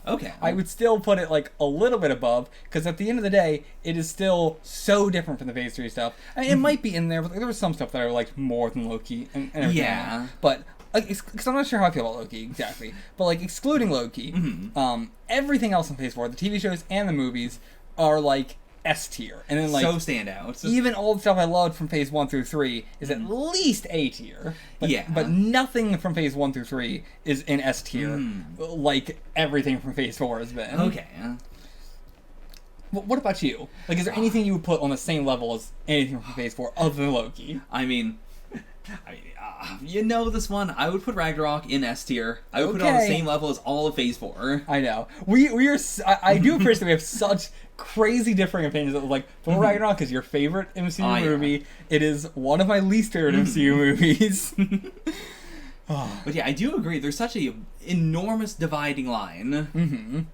And yeah, with everything else, I have to sit down and think about it really hard. Like, I really like the original Iron Man even, because it's so different from everything else, and it's so very good. But also, like, it's not on the same level as something like, like Eternals, or even, Shang-Chi. Like, it just, the Phase 4 movies and the Phase 4 shows have just been on another level, except for Loki. And again, I feel so complicated about Loki.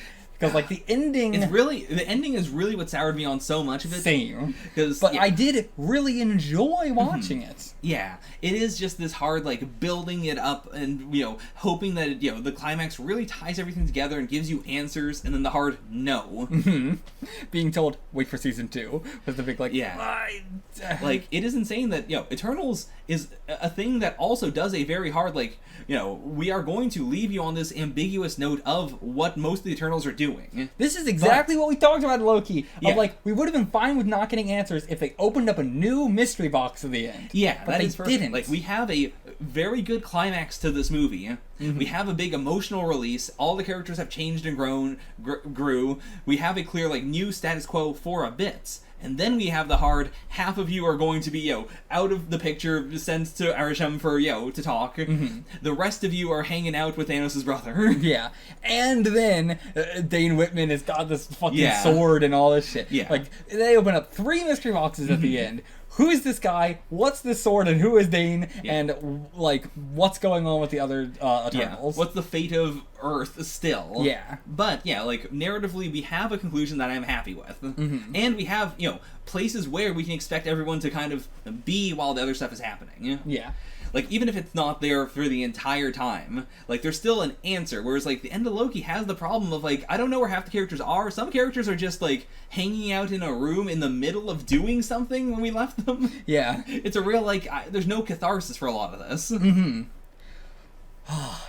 Also, speaking of this being an extremely unique MCU movie, our main character, Cersei, did not rip her shirt off halfway through the movie to show her abs. Oh, yeah! Nobody did that in this movie, which is crazy. That has never happened in the MCU. I mean, I was expecting Kingo to do that because... I made the joke of Cersei, but seriously, I can't believe Kingo did not have a moment where he takes his shirt off. Yeah. Why do they make him get so ripped? You don't even see it in the movie. Yeah, like, he looks good, but he doesn't look as insanely ripped and good as he did in that one Instagram thing I saw. Yeah. Like, that's what I like, why? He's the gun guy. Why does he need to be that? I mean, to be fair, it's more because he is the movie star, I guess. He needed a really chiseled jawline. Yeah. Which is like, the working out down here wasn't necessary. Up here was the real important part. I also, to be fair, I do appreciate that, he is one of the comic relief funny men, but he is also, like, very handsome and looks cool and is doing cool stuff and is extremely competent throughout the entire movie. Yeah. And he is, like, the comedy does not come from this person sucks. And, even with Karun being the one human there, it is never it's funny that this guy sucks. It is just it's funny that he's filming it this time. Or it's funny that, he and Kingo are doing this documentary thing while all this other shit is going on. Yeah. Like, there's no, like, they're not the butt of the jokes. Yeah. And there's no, like, oh, he's annoying for wanting to... Like, it never gets in the way. It's never like, oh, we need to save Karun. Like, it's just... it's not a problem. And nobody else really has an issue with it besides sprites. Yeah.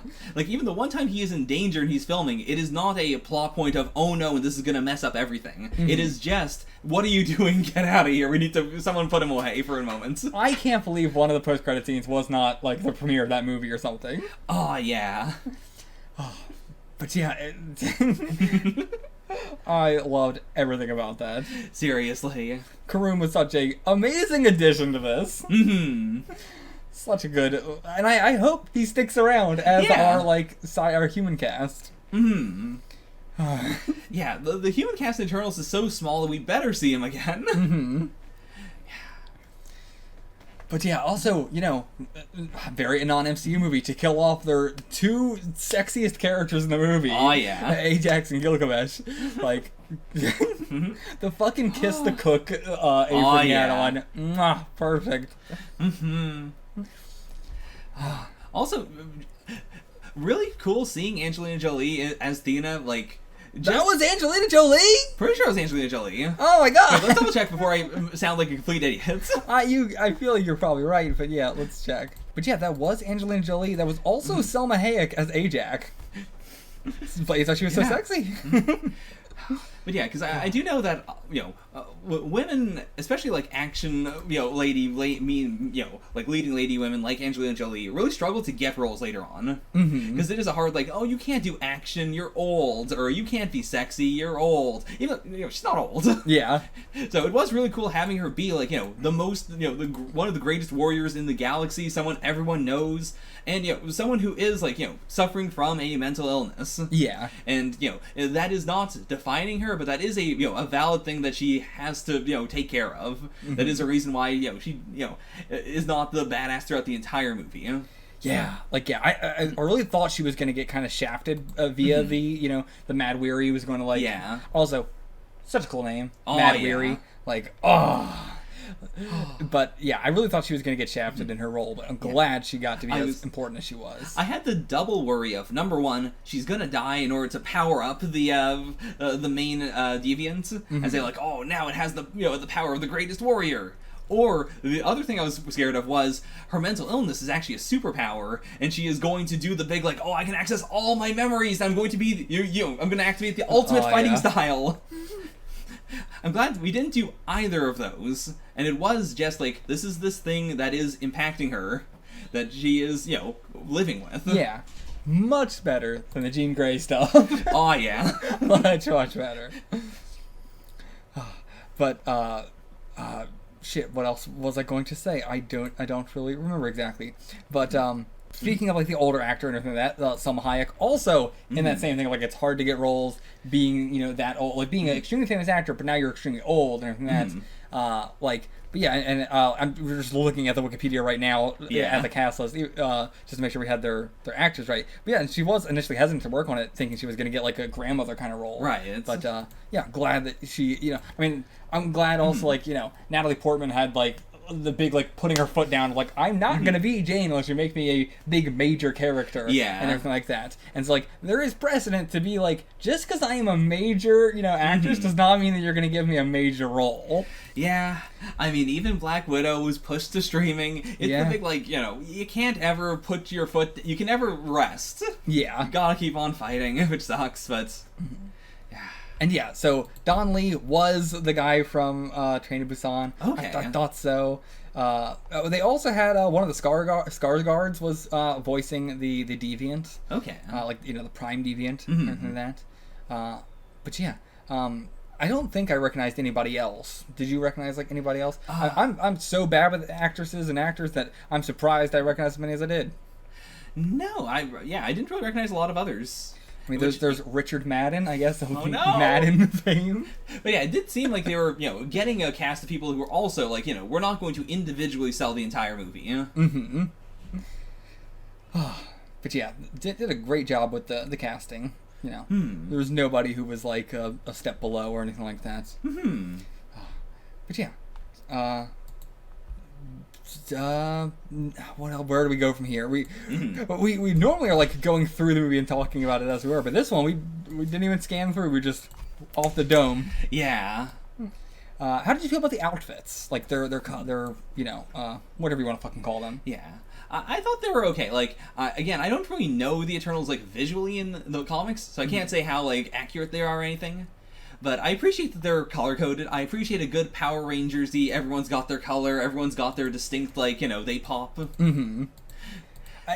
Coming off of What If, it made me immediately go like, man, a little bit more color would have been nice. Yeah. A little bit more pop. Yeah, because, like, I could see, like, if the Eternals show up in What If Season 2, I imagine they're going to look way better just because all their colors are going to be more vibrant. Yeah. Like, it is what we were talking about in the final What If thing with, lighting. In that, the lighting is fine in this movie. Yeah, it's fine. It's not noticeable. Yeah. I would not say, like, oh, the lighting's incredible in this. Perfectly serviceable. Why is this the case? Why is their lighting so much of a step down, or a step, like, in the movies, or whether you want to say a step up in the TV shows? I don't understand. I really don't know. I feel like it has to just be, people think this lighting is good or cinematic or however you want to phrase it. I think that has to be what it is. People are like, this lighting is cinematic, but yeah, the cinematic look doesn't look good. Because, to be fair, like, a big part of the cinema experience is you're in a very dark room. And so, like, subtler colors do pop a little bit more. I can kind of see that, but even then, like, it's still not as good as it being vibrant. Like, you can do vibrant colors in a movie. Yeah. Like, yeah, it really is, like, cinema culture, I guess, but I just, I hate it. I do like how connected this movie is, like, in the same way that Shang-Chi was, fair, like, not directly connected to, I mean, Shang-Chi was more connected to stuff with, like, Wong just showing up. I mean, they talk about the Avengers and Thor. Yeah, but I mean, talking about stuff is not a, like, hard connection. Sure, fair enough. Yeah, like, Eternals is way more of a, we don't interfere with the world, and so we can talk about it from a more outside perspective. Like, we met up with Thor in the past, and we talk about the Avengers. We were having the discussion of, like, who do you think's gonna lead the Avengers? Yeah. But it's all from a very outside perspective, because they don't interfere. Whereas, like, Shang-Chi was way more of a, like, we're just normal people, so of course we're going to talk about this, like, it's not going to affect us, but oh no, okay, it's affecting us. Oh no, we're at the fighting ring, Abomination's fighting Wong. Yeah. It's an interesting mix, just because, like, the MCU's getting to the point where everything has to reference everything else, just because it's a universe. Like, the early stuff was more of a, like, we're kind of starting off from a baseline of this is our world, and so, of course, like, this, the existence of Doctor Strange doesn't affect everyone else. But it's, harder and harder to do that as more and more of the world is becoming more and more unique. And so I really like the blend we have here of, like, they're talking about stuff a lot, but it's not a hard, like, why, should we wait for the Avengers, or, like, do you have a button that we can press to summon Thor or something? Yeah. It is a lot like, well, we still have to do this all ourselves. We cannot wait for something else. We can't hope that someone else will come and help us with this. In the end, like, this is the thing that we have to do. Yeah. Yeah. I don't have anything to add to that, just... yes. Oh yeah, with Icarus, did not notice that he had a little tiny gray streak in his hair until nearly the very end of the movie. Like, it was like a little bit before he threw himself into the fucking sun that I was like, oh, he's got a little tiny gray thing in his hair. I guess that's supposed to be a character design thing? But it's so not noticeable. I mean, I didn't notice for 2 hours. Damn. Because I would say I definitely noticed that. But yeah, I mean, are you familiar with his character from the comics? Oh, not at all. Okay. Like, yeah, that's the big one of, I can't say what any of them look like or the connections between them and the characters in the comics, is I could not name you a single character from the Eternals. I just know that they are, like, in the same way that there are beings that are, like, I am an Eternal or I am a Deviant. I know some of those, but that's way more of just a, like, thing. Gotcha. I'm curious, I want to see what this looks like in the comics. Is it also that, like, subtle? You got blonde hair in the comics, so pure blonde. No idea then. That was just a thing they did for this movie. I wonder why, because it's so not noticeable of a thing. Yeah. It's so tiny. And, like, no one else really has his hair. No. But it made me go, like, once I did notice it, I was like, oh no. If they try and do the gray in Reed's hair, this subtle, I will throw a fit. Oh no! I mean, also, if the Fantastic Four's costumes are not Fantastic Four blue, a blue so iconic of the Fantastic Four that I feel like it should be in the crayons as Fantastic Four blue, I will throw a fit.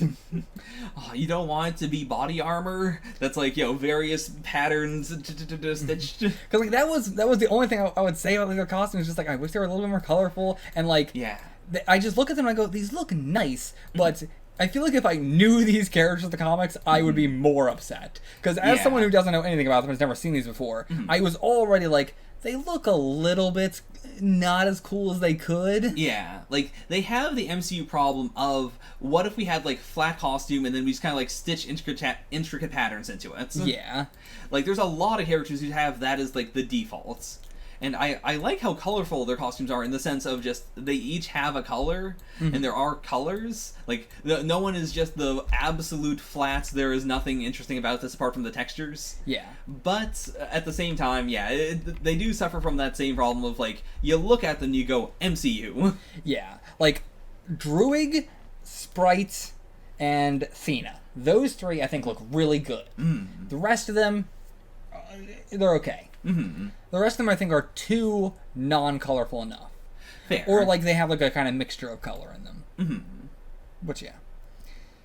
I am a little bit glad that Icarus is dead, simply because he looks so much like Sebastian Stan that I know I would end up confusing them. And, like, I mean, to be fair, between Sebastian Stan, Icarus, and Dane Whitman, they all look the same to me. Yeah. I can't tell the difference between these people. And, I mean, I fully understand why the director said that Icarus was influenced by Superman, specifically from Man of Steel. Okay, yeah. Yeah, because it's that exact... Which left a strong impression on her for its authentic and very real approach. Okay, now. Goodbye.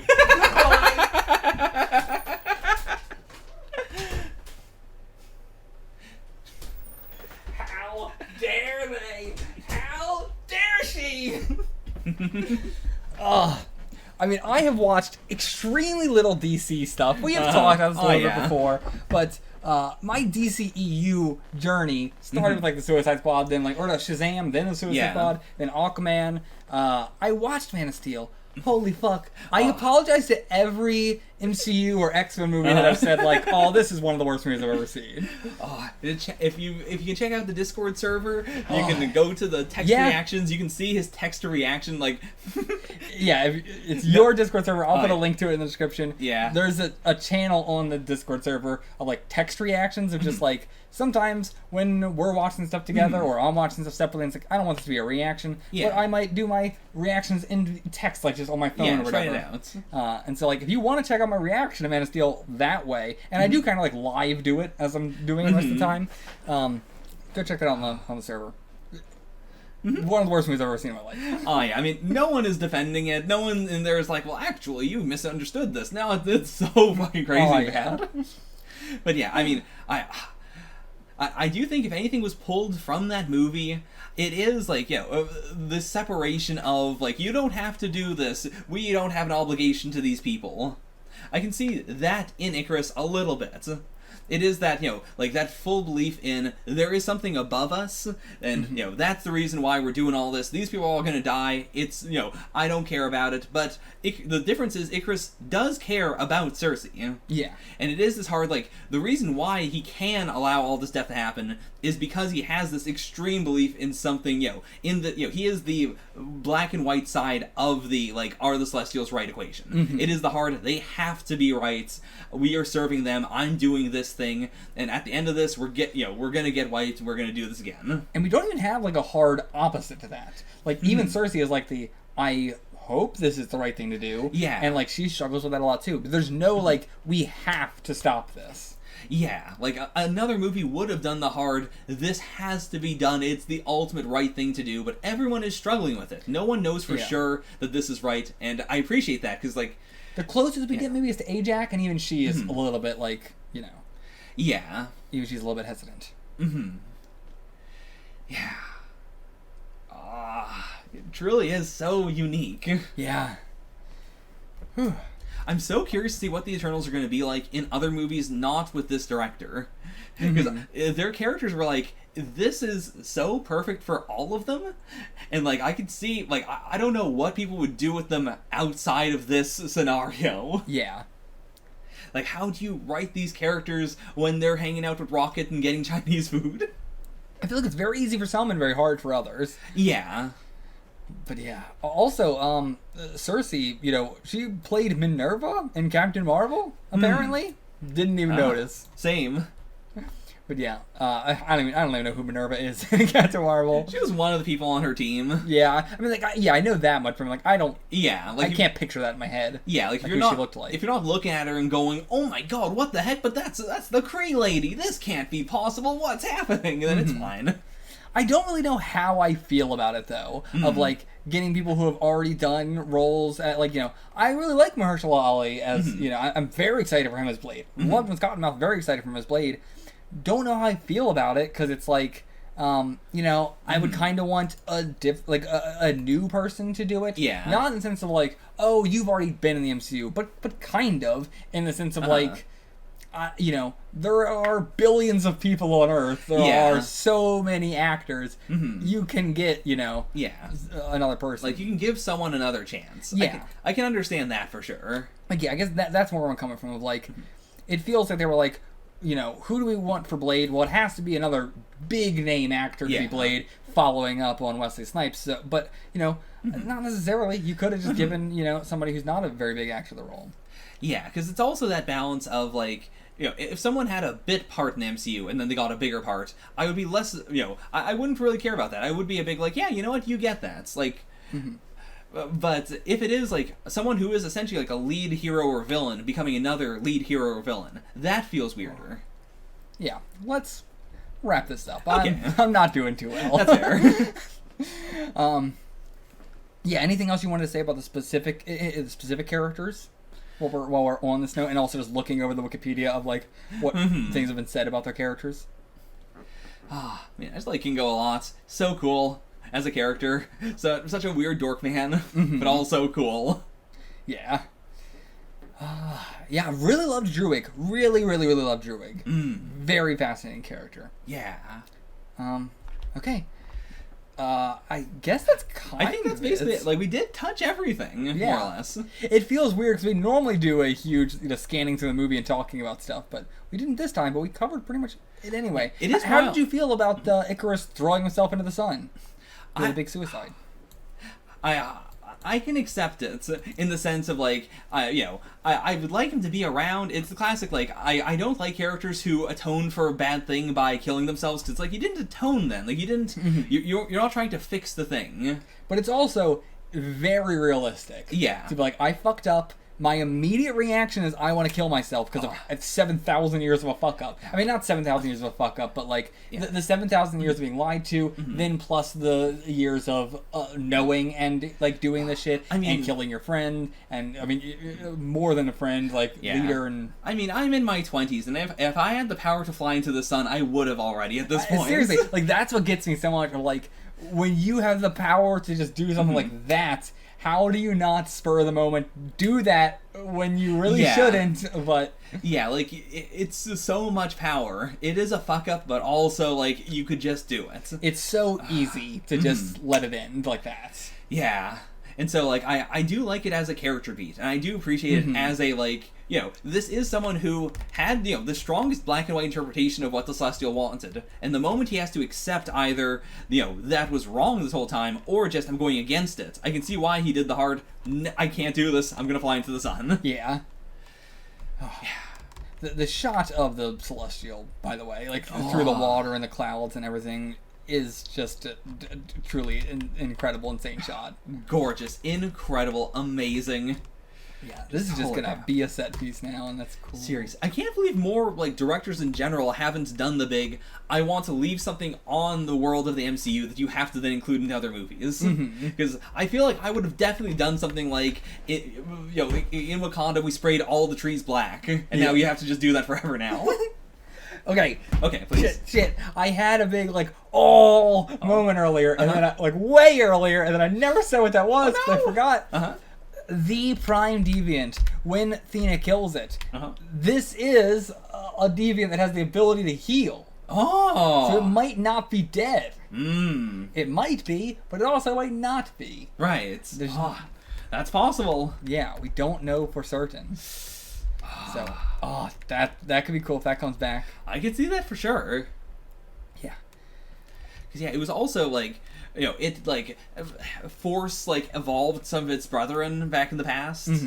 So, like, we could have the Deviants as a, like, as a force that are, becoming more sentient in the future. What happened with those?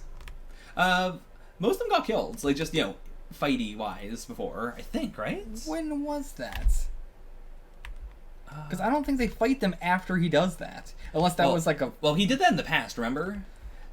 Like, right, yeah. That was yeah. I'm an idiot. Yeah. Yeah, that happened in the past, and then we... Okay. Yeah, because then they all die. Okay. Yeah, so I think that's actually truly it.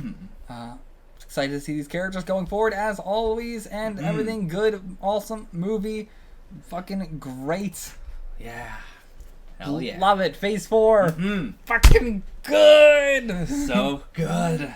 All right. We will see you guys for the next thing. And I'm not going to say what the next thing is, because we might be doing something, or we might not. We'll see. We'll see. Till then, get the fuck out of here. You know what? I will say, because we're at least going to do at this point, I guess, go check out the Patreon if you want to see our reaction to Venom and Let There Be Carnage. Okay. That at least is happening. Yes. We know that much at least, but we're trying to squeeze something in the very little amount of time we have. No spoilers, because I don't know if we can do it or not. We'll see. Get the fuck out of here.